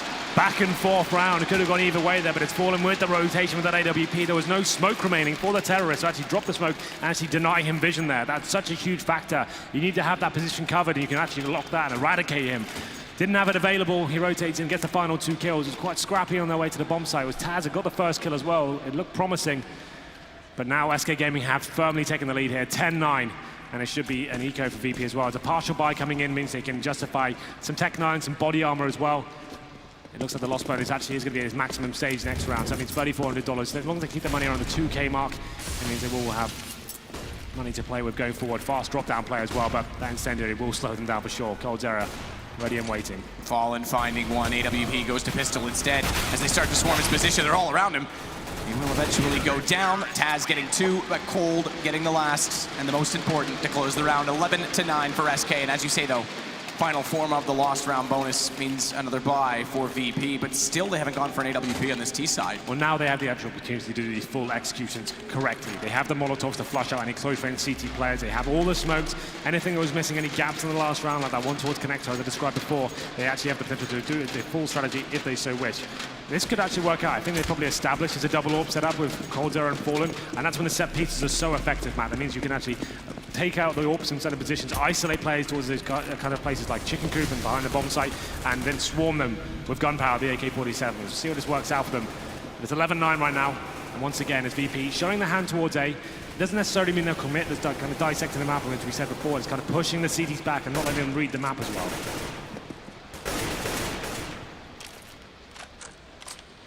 Fur falls back slightly on this mid position, and so too does Fallen at long. They're trying to play this in tandem. So communication between the two. Smoke comes out late, and they'll change it. With the smoke that close to the AWP, there's no sense trying to have him hit miracle shots when they've got an M4 in the same position. So he watches mid now, and Fur he's going to watch that position at long. And Nate through doesn't really do much. He can readdress this smoke, which is important because they'll buy more time. However, they've only now got 1 smoke left on the CT side. That's coldzera, who's over at B. Potentially, though, that might come into play because B is getting more attention. Bomb as well in the hands of Taz is doing Pasha and Bialy on that side of the map. Neo's going to try and convince LG, Mr. Molotov, that they are still there, though. So it's up to Cold. Remember, Chicken Coop to try and hold this off. Last Molotov's in the hands of Pasha if they want to try and clear it. In they go. No peek from Cold just yet. And Fur, well, they've got to rotate soon. Cold, he's gone early. He's taken down Bialy. FNX inside of the site, but Snacks will get him back. So he went early. He got 1 kill, but through the smoke already. FNX trying to deny the plant. 15 seconds. They have to get the kill on FNX. They've got it. They can go for the bomb plant. Late smoke's out. Fallen has to go through. And it's a man advantage for Virtus Pro. Make it 2. Has Fallen. What a shot, though. Up close, but good position from Snacks. Even if he tries to enter toward the site, Snacks should be able to cut him off in this situation at 19 HP. Money's not amazing on this SK side. He's just going to try and slip away, Fallen. So Virtus Pro is going to pick up double digits as well. It's going to go to 11-10. That is one of the main problems with this double orb setup. As soon as the bomb does go down, it's so hard to actually retake and find those kills. You're a lot less dynamic than when you would be with a rifle. You can check the angles nice and quickly. You don't have to no-scope everything. And Fallen just opts to bow out that round. He is on 19 HP as well, being very unlikely to find two players and defuse the bomb as well. But there it is. VP, as we described, going towards that A side of the map, pushing the CTs back, taking the vision away with that smoke, and then quickly rotate back to B. A couple of basic smokes this time, just enough to kind of separate the map, separate the site, cut it in half, and you can see how isolated coldzera was there. You can have Molotovs thrown on top of him. He only managed to get one kill before it was returned.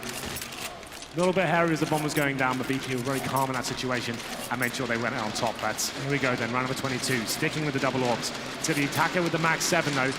It's not so much a disadvantage of this map, it's one of the few maps that the max 7 is actually really viable on. It's great for 1 or 2 kills towards that broken wall area. We'll see if VP can continue their form. That's their money right now. After reinvesting into it, it would be a most certain eco if they were to lose it. But it's currently 5-1 in the second half. VP have found their first round. Still a lot of work to do here, though. This game is very much in the balance battle. We always said it's a T-sided map. In these big games with so much is on the line, it's very difficult to predict how it's going to work out. So Fer and Fallen again together on A. This time Virtus Pro are getting closer to that position. Smoke over, Fer's going to beat that back. Fallen gets out of danger as well. So they're playing conservatively and safe, making decisions off of each other. And Fallen again with that smoke out, just going to watch bottom mid. Same setup for M4, waiting for the flashes to come through, trying to dodge them out, bait them in. Taz already clears danger. This will give more map control and confidence to Virtus Pro. He's the one with the bomb, however. Take note of that because they're slowly trying to evaluate B at the same time. All about patience, 50 seconds. Flash over onto Taz. This is the sale, but what's the play? With 3 over at B, is it going to be a full wrap back through drop? Because so far they are committing to try and pull these CTs over. They're trying to push them back further, and Taz hasn't moved with that bomb. If Fer even considers going back out to retake that map control, and he catches that bomb off, that could be a huge problem for them right now. And it is going to be drop they go. So here's the split. Cold, he's going to try and get back through the smoke, but with 3 players inside connector already, it's extremely hard for him to be able to shut them all down. Pasha and Fallen knows it, but what a shot by Pasha! Around the corner and down he goes. First still alone, remember. But he won't be able to have the confidence to go back just yet. He needs more information. Bialy, he sees Cold coming again, trying to slow these rotations, and Cold with an op in that position with an AK pre-firing him every move he makes. It's extremely hard for him to find a pick to make this possible. And he needs to, because Fer's been waiting for the opportunity. Finally, he will, but Taco goes down. It's the same problem for Cold. There's no way for him to advance. Fer's at stables right now. He's so far pushed up, but he just can't go. He just doesn't have the support to do it. He's going to have to make the play. He goes alone. He gets only one, and Pasha shuts him down. And it's Cold that gets locked out of the site on the split play. What a beautiful round from VP there. Working towards a B. They did the wall of smokes before. They do the same strategy, but it's a complete ruse. The smokes go down. It's SK game can start rotating, but VP getting towards that drop-down area. They get the first kill, and they have players on the A side of the map as well. They come through connector, and Pasha, what a shot that was towards long A. Locks down ball, and they know he's got the AWP in that position. They swarm the A side, and SK did what they could. The late rotation's coming in, but it's Pasha to find 3 kills, and absolutely locks them down now. 11-11 map. Once again, we've seen it, but it's going to be an eco this time for SK Gaming. The problem is, though, an AWP on an eco side has huge amounts of potential. It means you can actually be a little bit more aggressive. You know you need to find kills here. If you can get that opening kill, reposition yourself to the other side and actually funnel them towards you. Players like Guardian, Fallen, in this instance, it's going to be coldzera. Let's see if he can do anything about it. Fallen is aggressive toward long with FNX and Fer this time, so trying to stack that up with the pistols, but Cold only gets to the statue. They're already in the site. That AWP becomes less and less relevant as it gets closer. He's got to make miracle shots to make the no-scopes work, and Pasha just holds the angle as they shuffle and scurry him back towards safety. FNX finds 1, but Neo's already at a drop. They're going to pinch onto him inside, and down he goes. It's Fallen inside, a drop bomb planted. Virtus Pro's going to take back the lead on this round. And the money situation wasn't great this time for SK, but it's still not going to be much better in the next. They'll get 3 rounds against them, though, so it will be 3,400. They can get an AWP back up. Only just, as Fallen sits on the edge, wants to try and get one more gun down away from Virtus Pro. If they can force a rebuy, again, efficiency late, trying to keep the game close and back and forth. Neo's going to take him, though, so no chance that he's been successful. And Fer, nothing he's going to do about this either. Well, it was the straight-up B rush from VP. It's difficult call to make, especially when you know he's got the orb as well. Can go either way, but it was Godzilla not going for the aggressive picks. He didn't want to find that first kill. He just wanted to sit behind the statue and see if he could mow them down. Couldn't do anything about it. It was flashed off before he had the opportunity to get the first kill. Neo finds him, and it's 12-11 now. Money's still not really recovered. They could buy this one, but that's when their money starts to go to turmoil. If they force this situation and lose it, and yeah, okay, so a timeout comes in now, and this is the good time to do it, Matt. Best chance they can get was working out, slowing down the pace of VP, who seem to be really signing up for this game. It's going to be, in terms of cash, you've got Taco 3,400, 2 players 44, make it 3, and Fur just at 5k. So they've been running that double orb setup a lot. That's not really a potential right now. They could get one glass cannon near VP and have some Famuses. Taco probably got a shotgun. So it's definitely a huge round for them right now. Loss bonus at the 3rd stage, but the last 3 rounds have all been bomb explosions. It seems like VP have really worked out to get into those bomb sites and make these clutch situations work in their favor. The big players, the superstars, are certainly performing. You've got Taz, 25 kills. Pasha with that tremendous round before. He's on 15. I mean, it is the kill distribution between everyone else is dead even. It's Taz that's really far ahead, and a lot of that does have to do, of course, with an eco, or rather anti-eco ace. The 9 kills. He got 9 kills in 2 rounds at window, but still, I mean, those are they all count. Instrumental. Yeah, they all count, and they're shut down SK every single time they went there. So that's off to Taz. But again, 12-11, timeout, minute left, well, 55 seconds left to work out some sort of plan, and I think we're getting an indication of exactly what that plan is. We are indeed. It's going to be Fur purchasing the shotgun. Hasn't fully invested with head armor though, so he's got the shotgun, body armor, no nades as of yet. So this could be a partial buy. It could just be limited. Okay, that's exactly what's going to happen. You see, Taco, he's purchased the Deagle. So they're looking for the bigger picture, man. They don't want to force up this round and take a huge chance and really limit themselves going forward. It'd be very unlikely they could ever get that double orb set up again if they lost this. Partial buy has potential to win. You can do UMP, the Max 7, the PT50. It's a very small percentage chance. I'd say it's probably about maybe 15-20% they can actually do anything with this. But still, I think this is the correct decision to make. Loss bonus starting to accumulate now. Let's make sure we have those full buys. Let's not go out because we ruined our own economy. Let's make sure we do this properly and challenge them in the gun rounds here. But VP, like we said, it's a T-sided map, and they're looking great right now after losing the pistol in the first couple of rounds. They've got rolling, and they've had the full buys.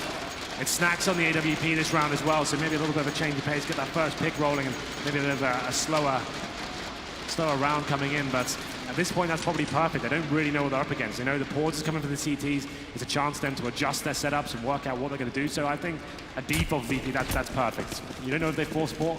You want to feel the map out and just kind of take things very nice and default. Smoke over by Neo. Early smoke. That lands to cover off the alley. Second one now behind Shreep. They're going for this early play to try and force something out from SK, but they're going to stick to their guns right now. Or should I say lack thereof, in the fact that they're trying to keep Fallen Fur and Cold Zera together in close proximity to take advantage of the situation. Cold boosted in the corner at long, but there's Pro slowing things down. Looking to go on to the B site. Snacks not able to hit the shot on Taco as he shoulder peeks out from that new addition of the stairwells. We can see Neo, this is the default talking about. So Neo, he's towards the top of middle right now, looking for any CTs that may be hunting, trying to find a player that's got out of position. He's right at the top of mid, behind the rocks, and he's going to say, right, okay guys, no one's pushing whatsoever. They are 4 players towards B. He'll be joining them momentarily as well. Stick together as a unit, have that refrag potential coming in as well. That smoke will slow them down. There's no reason to push for it at this point. They've got 50 seconds remaining. Don't limit yourselves, don't take any chances, and they can fully execute. Maybe that is the right call at this point. Wall of smokes, they won't have much to work with. You know they're not going to have orbs, that's for sure. And we'll see if this works out for VP. It should do. This is almost a perfect play right now. Neo, it's just going to be backsetting from mid, it seems. Can't really decide what he's doing, but... He's actually going to come back to the front, but it's all right because he's left 3 players on A. It's just 2. They have the spot up and take down. Taco being one of the 2. FNX trying to get a little bit cheeky inside of this smoke and let them push. Look at the vision he's got, just enough. But is it enough to try and stop a bomb plant with 5 players in front of you? Well, there's one. That's a start. As he walks back over to the alleyway, Fallen. He's got Neo on his rotation coming around. Taz goes down. What is going on? Suddenly it's a 4 versus 2. SK's made a case for this, and they're going to force Snacks back, to that archway. Pasha's picked up one. Snacks, tag onto Cold, but still 3 players survive. They're trying to push through. Tech 9 out for Snacks. Pasha takes Fur, and they stabilize, thankfully, the round with the AKs. Virtus Pro will pick up 13. Well, started off as a dream scenario. The full execution, we saw all the smokes going down, the Molotovs in position, flushing CTs out. They got the kills as well, but out of nowhere, those pistols start to cause them some uncomfortable situations there. It does come down to a 4-2 against them somehow, but they had the firepower to control it. The CTs couldn't recover the weapons in time, didn't have kits as well, so it was very unlikely they could actually win the round. And just nice calm play. That's a replay right now of FNX opening it up. And we'll see. Now round of 25 goes back in. It's that double orb set up once more for the CTs. coldzera and Fallen, with the executions that VP have been presenting, I'm not sure this is the right call. Very difficult to retake the sides, like I said, especially if Fallen's coming back with A, the star player, limited. But if Fallen can find an opening pick, that would be more important. Again, though, he's not able to get it in Pasha. Okay. Nearly catching him out before he gets back in the sight. It's Neo instead, though, that's going to work the bottom of middle. Fur peeks out. He's vulnerable. This is such a tough position to play. Tough angle to play. In the air, Pasha wraps around. He's been hitting these crazy shots all game. Molotov out. Fallen can't even sit in the back of the site. The safety play is gone. Neo, what is that? Takes Taco in the balcony as well. All the entrances working out for Virtus.pro, and coldzera is heading for the hills already. What a round that was from VP. What a way to change the pace as well. We know that that pause are kind of calculated how they're going to go into this one, and it's going to be VP straight towards long A once again, making things uncomfortable for Fallen. They spot him at the start towards long A. They know he's falling back towards that A site, and they drop the Molotov perfectly on top of him as well. He's forced to the APC, and Neo's so quick towards middle. He smoked the connector area. They drop him down, and that's round over. The CTs can only rotate and hope for the best. And they don't get a single kill. So coldzera, the last player remaining, and Neo wants blood as well. He's trying to hunt him down, can't find it. Has given away his position. coldzera desperately trying to hold on to this weapon. If VP can find this, it'd be pretty huge. Flashbang comes in from Snacks, but it's going to be such a difficult procedure to lock him down. That's a strong arms position with the smoke down as well. But bye-bye. Oh, he ain't out of ammo. Does the pistol still do it? No, he ran out of ammo, and he saves the AWP because of it. Okay. Teasing up, Matt. So now, I mean, the worst case scenario is this AWP haunts them this round. Force buy, okay. Obviously, one more point will do it for VP. Bring them onto map points, but that orb saved. That has boosted chances for SK tremendously. Had they got that kill, it was moments away. Maybe one more second would be enough for Pasha to find him. He couldn't. Now coldzera does have the orb. He's joined. And a pretty nasty setup, to be fair. It's going to be max 7s and UMPs and one M4 available. That's in the hands of Fur. VP, who would have thought? They're this close now, and it's coldzera to open it up. Takes down Taz, that tag team with the HE grenade as well. 5 and 4 now. That's going to funnel the terrorists towards the A sites, and they're moving quickly as well. Very quickly indeed. No smoke, but a Molotov instead. That's unfortunate. They're blinded up, so the smoke actually hits Neo. Kind of takes off their own vision. Gives potential to try and enter back through that doorway. Gold's going to go balcony instead. Fur, he gets 2, lines them up from long. And Snacks has to try and find a pick, but can't do it fast enough. As FNX wraps back around, this is all working out too well for them. Bomb down, 1 player left. It's just Snacks. As Virtus.pro fall apart on the way through, you said approaching fast, and then quickly the rotation came in from SK. Snacks has Taco down though, but it's not like he has the bomb to try and take advantage of this B opening. He's just going to save this AWP instead. We speculated that orb could cause some damage to VP, and it's the first kill that goes down. Taz tried to face towards the side. Nade lands on his feet, and then coldzera finds him from Chicken Coop as well. That funneled his teammates up towards the A side, but that's how they had the crossfire set up as well. SK Gaming with the lesser buy. They actually managed to do it and keep the dream alive here. 14-12, and they've upgraded absolutely everything. 4 players alive, AKs, orbs. And this actually helps them out tremendously. VP, of course, still has plenty of money available here. Pashik with $10,000, Snacks 8K as well. So they've got a full buy available, that's for sure. But I think this is where their pause comes in as well. 14-12 map, VP just need 1 round just to secure overtime, take that pressure off. It's like a valve being released at that point. But it does plague a lot of these top teams, especially against the likes of SK Gaming. They're known for coming back in these situations. We saw time and time again, if you remember, against Liquid and Columbus. I was going to say in the exact same situation, very specifically in a semi-final of a major. And you just give them that one opportunity, that one force buy that gets them back into the game, that fires them up, and they know they can stay alive at that point. So they need 3 rounds, VP needs 1, just to secure overtime.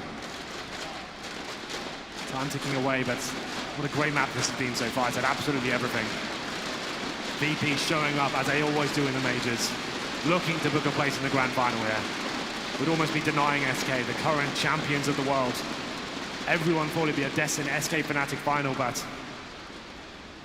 a few more twists and turns, I believe.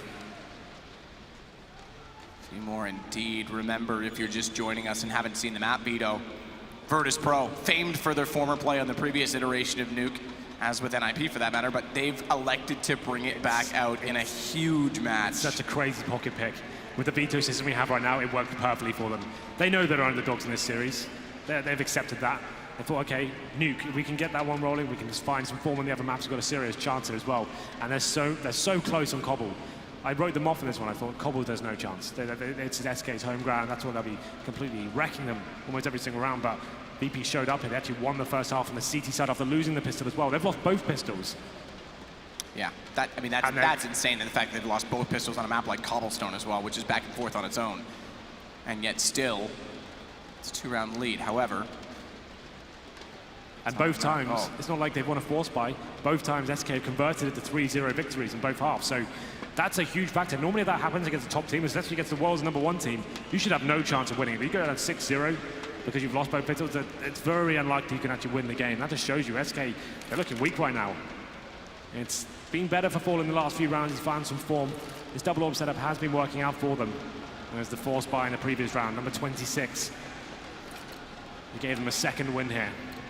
As we get back into it, the crescendo of the first map here. It's going to be 4 AKs for VP. Snacks on the orb himself, looking to get that first pick. A side has been successful for the Poles, but getting taken down by the UMPs. That's going to rattle their confidence a little bit. This time Fallen, he goes towards Danger. Not super aggressive, but he's actually on the A side by himself for now, so can't afford to give too much away. Just wants to see if he can get anyone walking through those doors. Smoke out top drop to buy more space and allow Fur to rotate over with that time bot to help Fallen out. Tons of smokes for Virtus Pro. It's tantalizing prospect that they try and do the wall again on this B side. Cold again, no waiting at Chicken Coop. He's been there a lot, but at the same time, we haven't seen a lot of Molotovs really be tossed in there from Virtus Pro to do anything about it early on. Very slow round so far. Full execution could come in. Wall of smokes has been thrown time and time again from VP. And will be doing just that. You can see him dropping in, but it would be that ace split we saw before. Going back towards drop down. Neo's on the other side of the map as well. And they make this happen once again. Next close. He's waiting. Down they go. Has to change the aim a long way and use a lot of bullets. Bialy's able to trade it. Straight in over the top and now drop control. Virtus Pro looking for an entrance. Neo lurking still over onto that A side. He's going to get taken down from Fur, but Taco's got to cover this off. He gets the shot. Cold Zero's taking Pasha as well. Fur's going for the flank rotation, but Bialy, he's got some space still because Cold's the only one directly inside of the site. He only has 15 HP. But they are ever closer, and Cold, he's not even going to need his teammates to help him out. He's going to give SK 13 rounds right away. VP, after taking the pause, they go for the full-on B fake there. They've thrown those smokes so many times. They've actually tried faking it once before as well, but SK, they've caught on very quickly at this point, and now they're 1 round away, and they've broken the economy of VP as well. He saw Neo, he was by himself towards mid. They did want to go for that ace, but they are locked out from the smoke at the start of drop-down room. Equal exchange to begin with, but then the numbers have started depleting. I felt like Neo, he had to wait for his teammates to commit a little bit more to B before he showed his hand at mid. As soon as he did that, they knew exactly what was going on. He was by himself, he was trying to come in for that lurk. Had he waited a little bit longer, he potentially got the backstab going and given them a real good shot at winning that round. SK, though, looking like they're going to close things up. It's going to go to 14-14. It's a partial buy from VP. Tech 9, speedy 50s, 3 smokes. Same smokes will go down once again, try and get the bomb down. That'll boost the money into the next round at least, but difficult prospect against SK with just the pistols in hand. Drop aggressively, of course, with all the Tech 9s to work with. Fur going to try and shut them down as they walk back through, but FNX and Fallen are the ones to do it instead.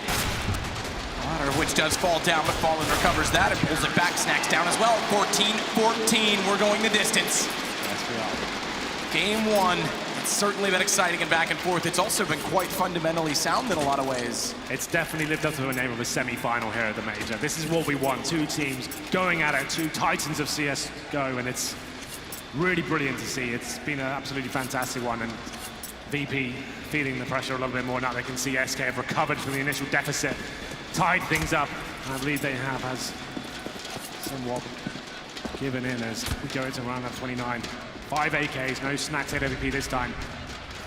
4 smokes, they're definitely not fully equipped. See Neo has got a single grenade here.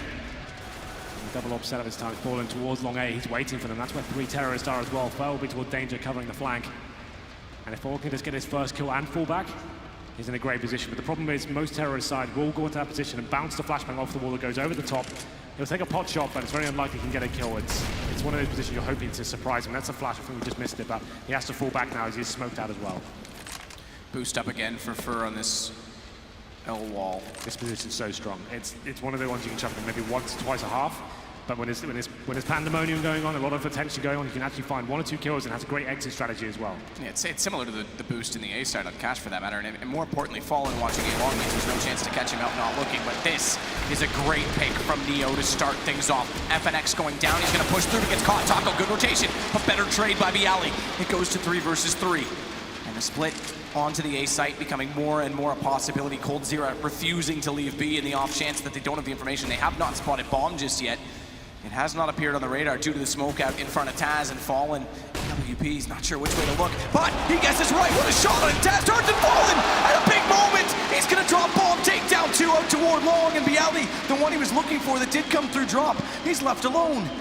And he knows Fallen's over there somewhere, but where could he possibly have gone? Well, right there, Bialy. Right there on map point for SK as they take it to 15 rounds. If ever there was a time for the Superstar to show up and show us what he's got, what potential he has, that's a serious time to do it. Close range AWPing, what he's famed for. Hits every single shot and finds 4 kills just when VP had equal trades as well. 15-14, the money's broken. SK Gaming coming back from a huge deficit here. It was the UMPs and that saved AWP that saved them and got them back into this one. VP, they'll be so disappointed if they lose this 16-14. There is still a chance to take it to overtime, but it's a small one. That saved AWP that was saved by an AK running out of bullets, let's not forget. That's how close that was to not being in the round. That perhaps one small moment. Yeah, perhaps not even being a force spike, because they wouldn't justify it if they didn't have the AWP. I mean, that's massive. The little details that make up the complexion of the game. Absolutely. It's why we talk about the money system so much, and it's so effective, and the outcome of the game can be swung by it. Round number 30, we have fully gone the distance now. Pasha trying to get towards middle, but he can't find the kill. It was a very long reach attempt, I have to say, but 5 and 4 now. They know it's pistols, they can fall back to the bomb sites and utilize the range they have, the double ult setup. This one, it really works out. Fallen again, inside of the A site, backed by the hut, looking for the opening. He knows they've pushed up close. It's Neo instead, though, that gets it. He misses a shot. They're going to get closer on this, so he has to hold the tight angle. Jump is so smart to jump as well. And Taz, he's got Fur. It's down to 2. They've got guns picked up as well, but one more goes down. Bomb's going to be planted 2 versus 2. There's kits on both SK players, and Taz and Neo. Mid-health on either, but position for Taz. Spots Cold Zero trying to find that spray out. Can't overextend. He knows the AWP is there. It gets him as well, and Neo has to clutch it. He has to keep Virtus Pro alive. A start, a good shot on the cold. Taco once closer. AWP, and he's done it! Neo's hit both. We're going to overtime. The master returns just when they needed it as well. They had Tech-9s, 2 AKs, lost the first kill. They just go all into the A bomb site. The bomb's planted, and if Neo's alive, there's always a chance. AWP, 35 HP as well. He hits both shots, and we're going to overtime. Everything's reset. That was it. SK Gaming could have taken it right there and then. We'll take a short break because I think we all need one to calm down after that. When we come back, overtime in map 1. It's been amazing so far.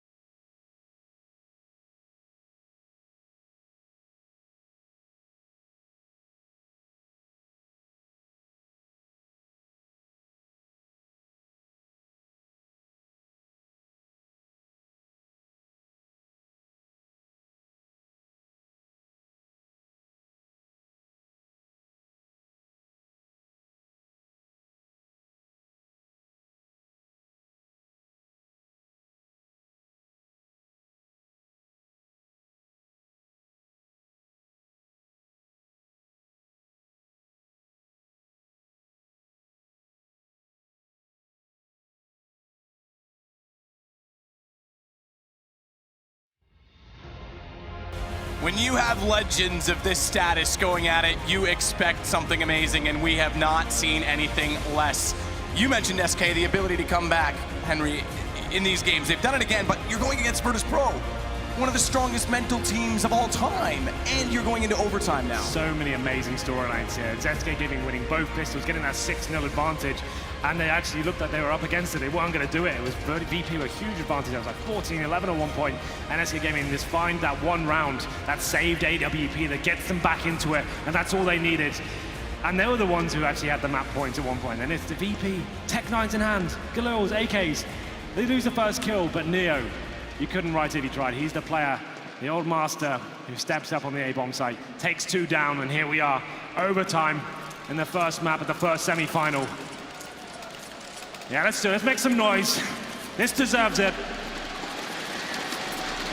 VP will be sticking on the T side, and a double orb setup still rings true for SK Gaming. And they've made it work. I mean, this is the map you're most critical of on it for obvious reasons. It's extremely hard to find. You have to find the early pick with it. The problem is VP have been doing so many fakes. They're not taking advantage of the smoke to bring down the B side. They go through it and actually find those trade kills. That's when the retake's so difficult for that remaining orb, but they're faking so many times, actually working against himself in that manner. But 10K starting money, 3 rounds each half, first to 4. Money can be limited here. It's another huge factor. You don't get 16K. So, and the double orb setup especially, Matt, that's a huge investment considering you lose the first round, you're instantly limited. Fallen trying to get information, good jump over, Bialy well spotted, but he did see the last set of feet. See if Fur can capitalize on that information, doesn't find the first shot. Flash goes out there by space, but Fur goes down. Neo's got 1. It's the AWP from Fallen again that has to play this right. No one going up behind him, there's still flames. He can hold the front of this as Neo falls as well. The rotations come in, but look how low FNX is, and he's dropped down, but he knows bomb's close up. Cole just needs to, I was gonna say sit and wait, but it's just him. He's gonna clutch it instead with the AWPs. Drops in, full commitment. He's got 1, he's got 2! What a flick! Taz goes down, and it's AWP versus AWP. And a smoke out, it will allow the movement from Cold Zero. Snax has to read this, has to figure out exactly where he's gone. He's trying desperately. And he's looming large, he's getting closer, but Cold, he's gonna wait this. He's gonna wait this. They're gonna bump into each other. Cold, he's got the bomb. He's just waiting for this to present as he falls back. The gun barrel shows though, and Snax spots it with the pistol instead. What a play that was, Snax. So much pressure. VP had a huge advantage that round, but Cold Zero brings it back in their favor. 1 versus 1. He puts the smoke down, sits in it as well. He was trying to see if he could hear a footstep or push out. It was a very unorthodox move, that's for sure, but Snax holds his nerve. Gets the bomb up and knows it's a possibility. PT50 in hand, nails the shot as Cold Zero shows himself. First round goes in favor of VP. Like I said, that double orb setup limits your economy going forward. After this investment, CDs actually will be broken next round. They have nothing to play with, so they need to win this. It's a must win if they don't want to go down 3-0. Looks like a fast B play from VP straight away. No messing around here. No messing around it, don't want to chicken coop smoke out. Bialy's gonna be able to wrap around onto Cold, but he's on the M4 this time, and he's got 2. The spray transfer onto Neo. Snax trying to find the equalizer, but look at Cold go! You talk about double off, he goes to M4, he's got an ace in overtime! And what an ace to get, it goes 16-16! What can you even say about that one? They go for the rush B, they're trying to mix things up. They've been showing such a strong hand towards the A site, and all of a sudden, Cold Zero out of nowhere, an ace! That should be an impossible task, especially behind that statue area. It's good for maybe 1 or 2 kills. We can see how he's utilizing that smoke. What great positioning there. Just nailing every single shot as well. That sends out a message to VP. That bomb site is also shut down for them. And that saves SK some money at least. Like I said, had they lost that round, they would have been looking at in complete disarray into this final one. But 1-1 now as we go into round number 3. Interestingly enough as well, gets the ace with the M4 and straight back over to an AWP. Yeah. Absolutely. Boost from Fur and Fallen. They're going to play together out at long as always, so the default setup for SK, but it's the default that's been quite successful. As you said, so many fakes. Yeah. They've been getting the reads, SK, on them, and they haven't been getting caught off with these overcommitted rotates. So 1 round established for SK Gaming. As we said, the T-sided map wouldn't be strange scenario to see a 3-0, so SK is getting 1 round here is very beneficial, and Fur, he's boosted up and ready. Spotted as well, and he goes down. It's an AWP. Fallen's too close to utilize it. So a really good pickup for Virtus.pro 2 on the way through. Rotations just arriving. It's FNX and Taco, but they started off well. FNX getting 1. Nice shot by Snax. Just spots him up through the edge of the wall. And Cold's not sure which direction to go in because Bialy's got to be there somewhere at B. He heard him go in, but it's him versus 4. He's limited to the balcony. Tries to find the first shot onto Snacks. Pryor up behind him. He's going to try and look inside of the site, but he can't. He can't look anywhere other than back behind him because Bialy's rotating in, and it's going to be the flank. It's going to be 2 rounds on the T side for Virtus Pro. Another fake working up of VP. The same smokes going down towards that area. Quickly make their way back to the A site, and they're finding the kills in another clutch situation for Coulter. Does not work out in his favor. 2-1 in favor of the Poles. It's looking good. It's promising. And SK Gaming need to step up here in the second half. The T side, he actually lost his 9-6 in the first half match, so they're going to be struggling. They relied on the pistol to get 3 of those rounds as well. It was actually the gun rounds they were very poor on. They couldn't really get rolling. They were getting control of drop down, but they couldn't actually find the kills as they made their way to the site. Do they do a fast and loose game? Do they try and mix things up and just try and stick in a tight pack instead of trying to do the diverse strategy? Or do they stick to their guns and run the default and hope for the best? And they were very focused on the B side, if you remember. They weren't actually trying to get that map control in the first half. And that was something I pointed out as a bit of a problem for them. They need to do what VP were doing. You can actually have those fakes work out so much better if you have pushed the CTs back at the start of the round. Look back at Cold's ace. Nuts. What a way to do it as well. So stylish. Again, you were mentioning the double hop of the economy, winning that round alone. Give him a chance to buy again in the third, but Virtus Pro get away with 2 rounds T side. He was the absolute MVP of Columbus. Maybe looking to claim that title once again with those kind of plays. It's definitely a possibility. He finishes the half on 28 kills, only tied up with Taz. He's also got the same amount, but Taz made most of his kills in regulation time. That's when he really let the score, set the scoreboard on fire. We do have a little bit of a break here before the half starts. It's a chance for the team to kind of work out what the strategy is going into the next one. Obviously, so much on the line here. The first map at the best of 3. Everyone expected SK to take this easily. Nuke was the unknown factor. We weren't sure what we were going to see there, but it could go either way right now. It's going to be Virtus Pro with that 2-1 advantage here. 2 rounds in the second half will give them the victory. 1 for the draw. I'm saying double overtime is definitely a thing. I think that's coming. Why not? Let's go all night. I'd be happy to. Let's just keep this game going forever, because right now it's back and forth. Obviously, teams taking the time available to them between this half of first overtime to compose themselves and get ready to roll. There it is, the spectacle, this full arena in Columbus, and what a treat we've got on our hands right now.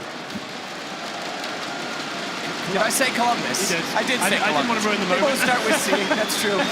Fair enough. From Columbus to Cologne. Definitely Cologne. This is probably the most hype major we do. This is my first ever major. 1 year ago, Matt, and it's an absolute honor to be back here, casting the semi-final. It's always so magical in this arena. LANXESS is awesome. Look how many people are here. We sold it out every single day. And we're getting back into it now. Side switch over, VP with the advantage. Let's see what kind of setup that we bring to the table. Snacks presumably on that orb. They've gone for the double orb setup once again. So, like we said, the huge investment, it's a big risk. But SK Gaming have got a similar sort of idea as well. They do the same thing. Coulter and Fallen looking for those first picks. I think these orbs are going to be so important at the beginning of the round. You know the CTs probably want to find something and close this out as fast as possible. They can get that first pick. It's a risk for sure, but they can get the man advantage. It boosts their chances by so much. Fallen waiting for a counter boost position to come through potentially as he watches with the AWP. 4 of them on cobblestone in overtime. Second half of it as well as Taco up close. Nade's gonna go too far away to really do any significant damage onto him. But they're trying to clear out that angle, just push him back slightly. It's Pasha that's up close. Taco's eventually reconsidered and decided, I probably don't want to stay here with the amount of attention I've drawn so far. Well then, all leads to this moment here. Heavy drop down control from Fallen as well. He's got the orb, and this was a big battle last time. Can't hit the shots once again though. Pasha does face, and they know he's there, so it's going to be that defensive play from VP. Taz, presumably on the other side of the window, waiting, but look at Snacks. This is the information I'm talking about, but it's the HG grenade that takes him down. They're countering them this time. Beneath that window is double grenades, but Snacks, there it is! Had to make something happen. He finds Taco, and now it's a 4-on-4. And like you said though, the counter onto Taz, who's been locking this down, it's going to pull back Bialy. But on that pick, the bomb going down just slightly, SK's got to regroup, reconsider. 4 versus 4 trade you'd think would favor the T side. That's why Snacks, though, had to make the play, because it would have been worse if all 5 stayed up. Back to B they go. Fur already committed to this drop position. Pasha waiting inside of B. for him to push through, and Bialy waiting in connector if they go the other direction where Taz has been playing. Pop flash over from the arch room. Molotov as well forces Pasha away. Second Molotov going to come out, but Pasha, that extends all the way to the wall. Can't go back through.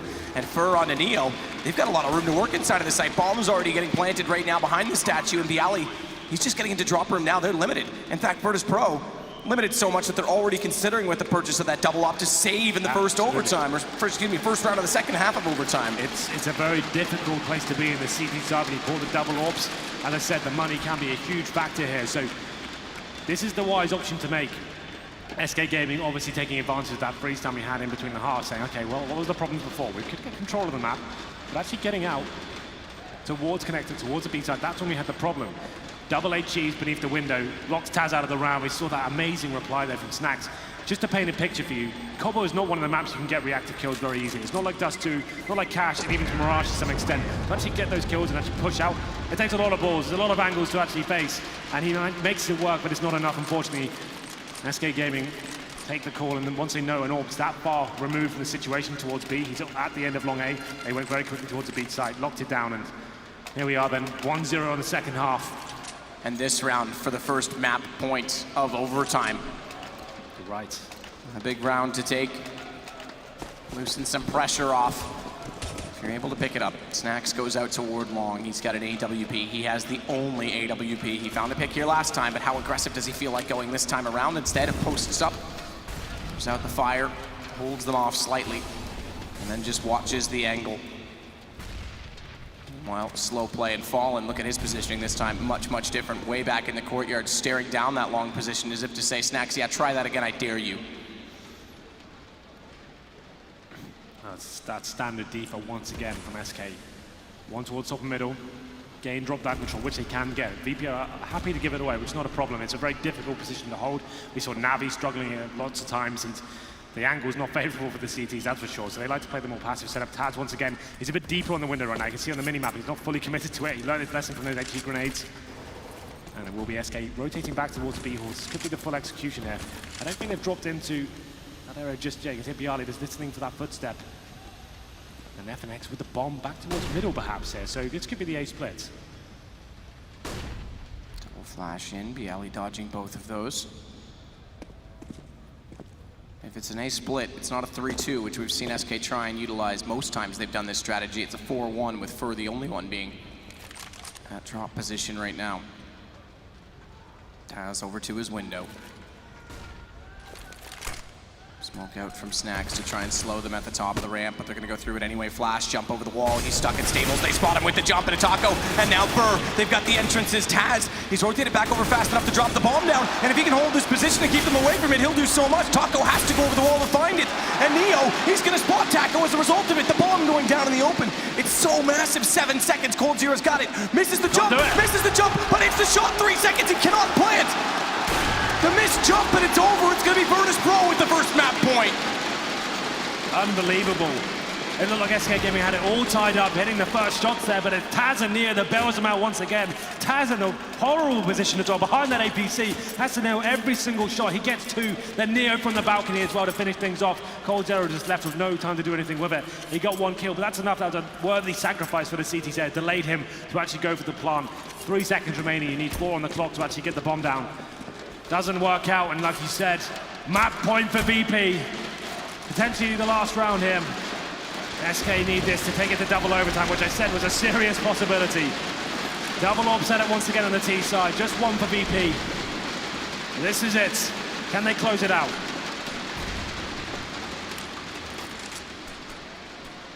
Go with the smoke out toward long. Nothing thrown in terms of utility against that so far from Virtus Pro. They'll just do so now, and it's nades in that they elect to use to try and get damage on anyone pushing up and ready to push. Shot down from Fur. And Snacks to open it. The start to go to Virtus Pro. 1-man advantage. What a scalp to take as well. The in-game leader, the captain, Fallen drops. And Snacks is towards long A by as well. That's Fallen by himself in that area with the orb. Now, 1 minute remaining. Looks like they will be favoring towards A, and Snacks is ready for this. Snacks right now with the smokes down at bottom and mid, watching that long corner as he's alone on this site. Here they go, through the smokes. He hears the flash. He sees them pushing. He's got to get out of there, and he just barely gets through the vent in time to do so. Smoke in hand, he's going to cover off the APC. This gives him more of an angle toward the stables. They're not pushing aggressively, they're still checking angles. This allows a time for a bit of a rotation to come through, but Taz only with one. It's Taco to trade it, it's still the man advantage, make it two. As Virtus Pro, Snax hits Taco. Bomb down, open again. Jumps over, goes for no scope, but just the information more importantly for, oh, what a day play to make! He pulls back. We're still on twos, and it's still so close as Pasha fighting Fur on the flag gets down to presumably the world's best player right now, coldzera. And he hits one onto Pasha, but he's gonna hold this play at Neo. He's getting so close. coldzera gets the gun back out in time, but Neo, the man who put us in overtime, he's going to end it. Virtus Pro are gonna take map number one. What an amazing first map this has been. VP have done it just about. coldzera in another clutch situation, can't finish it off. Neo waits for the bomb that goes down, tries to fake it out. SK, so many opportunities. They're winning both pistols. It's overtime. They finally let it slip. Neo, Taz, Snax, Pasha, everyone stepping up at different times. And what a way to kick the semi-final off, map. And instantly Fallen grouping up with the team to talk about how they approach Nuke, because guess what, Virtus Pro? You've just stolen Cobblestone, you've thrown in the wild card, and that's where we head. This is massive. We'll see if they've got anything SK they want to defend as champions. Well, they've got a large, large task in front of them. We'll go to the analyst, we'll be back. This series is incredible already. Said it perfectly there at the caster desk. Lose two pistols, and the Virtus Plow still picks up the win. Gentlemen, it's been a spectacular start to our semi-final day. So many individual plays, such a wild ride of Counter-Strike. And just to think, I'll start just kind of by actually asking you, Yanko, to tell us why this is so insane. I keep talking about losing two pistols. Losing two pistols and winning that map, especially on Cobblestone, that's almost unheard of. Definitely, it's especially because for a team like VP, right, we always talk about the Plow on the T side, where what makes that Plow started is winning the pistol, having a strong economy, so you can go for more risky plays in the beginning, fast-paced plays, and then even if you lose a round, you still have enough money to buy, you keep pressure on your opponent's economy. Here, SK was the team who had the great start to both halves, and on the contrary, SK is one of the best CT-sided teams in the world with a double op setup on Fallen and Cold. It's exactly what they wanted. They got what they wanted, but still VP managed to find a way to break them. Auguste, we wouldn't have even seen overtime if it wasn't for Mr. Neo. These are some retro performances coming out from VP. I mean, this is just VP, again, showing their uncanny ability to match their opponents and in certain scenarios just best them. And nobody, I think, you know, apart from Anders, if you ask him, right, you know, would think that Neo is going to be able to show us this kind of star power, this ability to clutch, to take fights head on, to make the difference in almost every round. And now, all of a sudden, we're sitting here standing here, you know, saying that Neo is a key factor in this win. This 1-0 lead now that VP have over SK. And of course, you know, if you look at the stats, there's another old name, old face to Counter-Strike I have to mention. It's the TAZ. What a performance from Taz. Yeah, I mean, whenever you talk about legends, okay, I think that sometimes gets thrown around too liberally. You don't just become a legend for how long you play, it's the way you play and the things you've accomplished. So there's a reason why Taz and Neo have all those majors in 1.6. It's not just because they played forever, basically.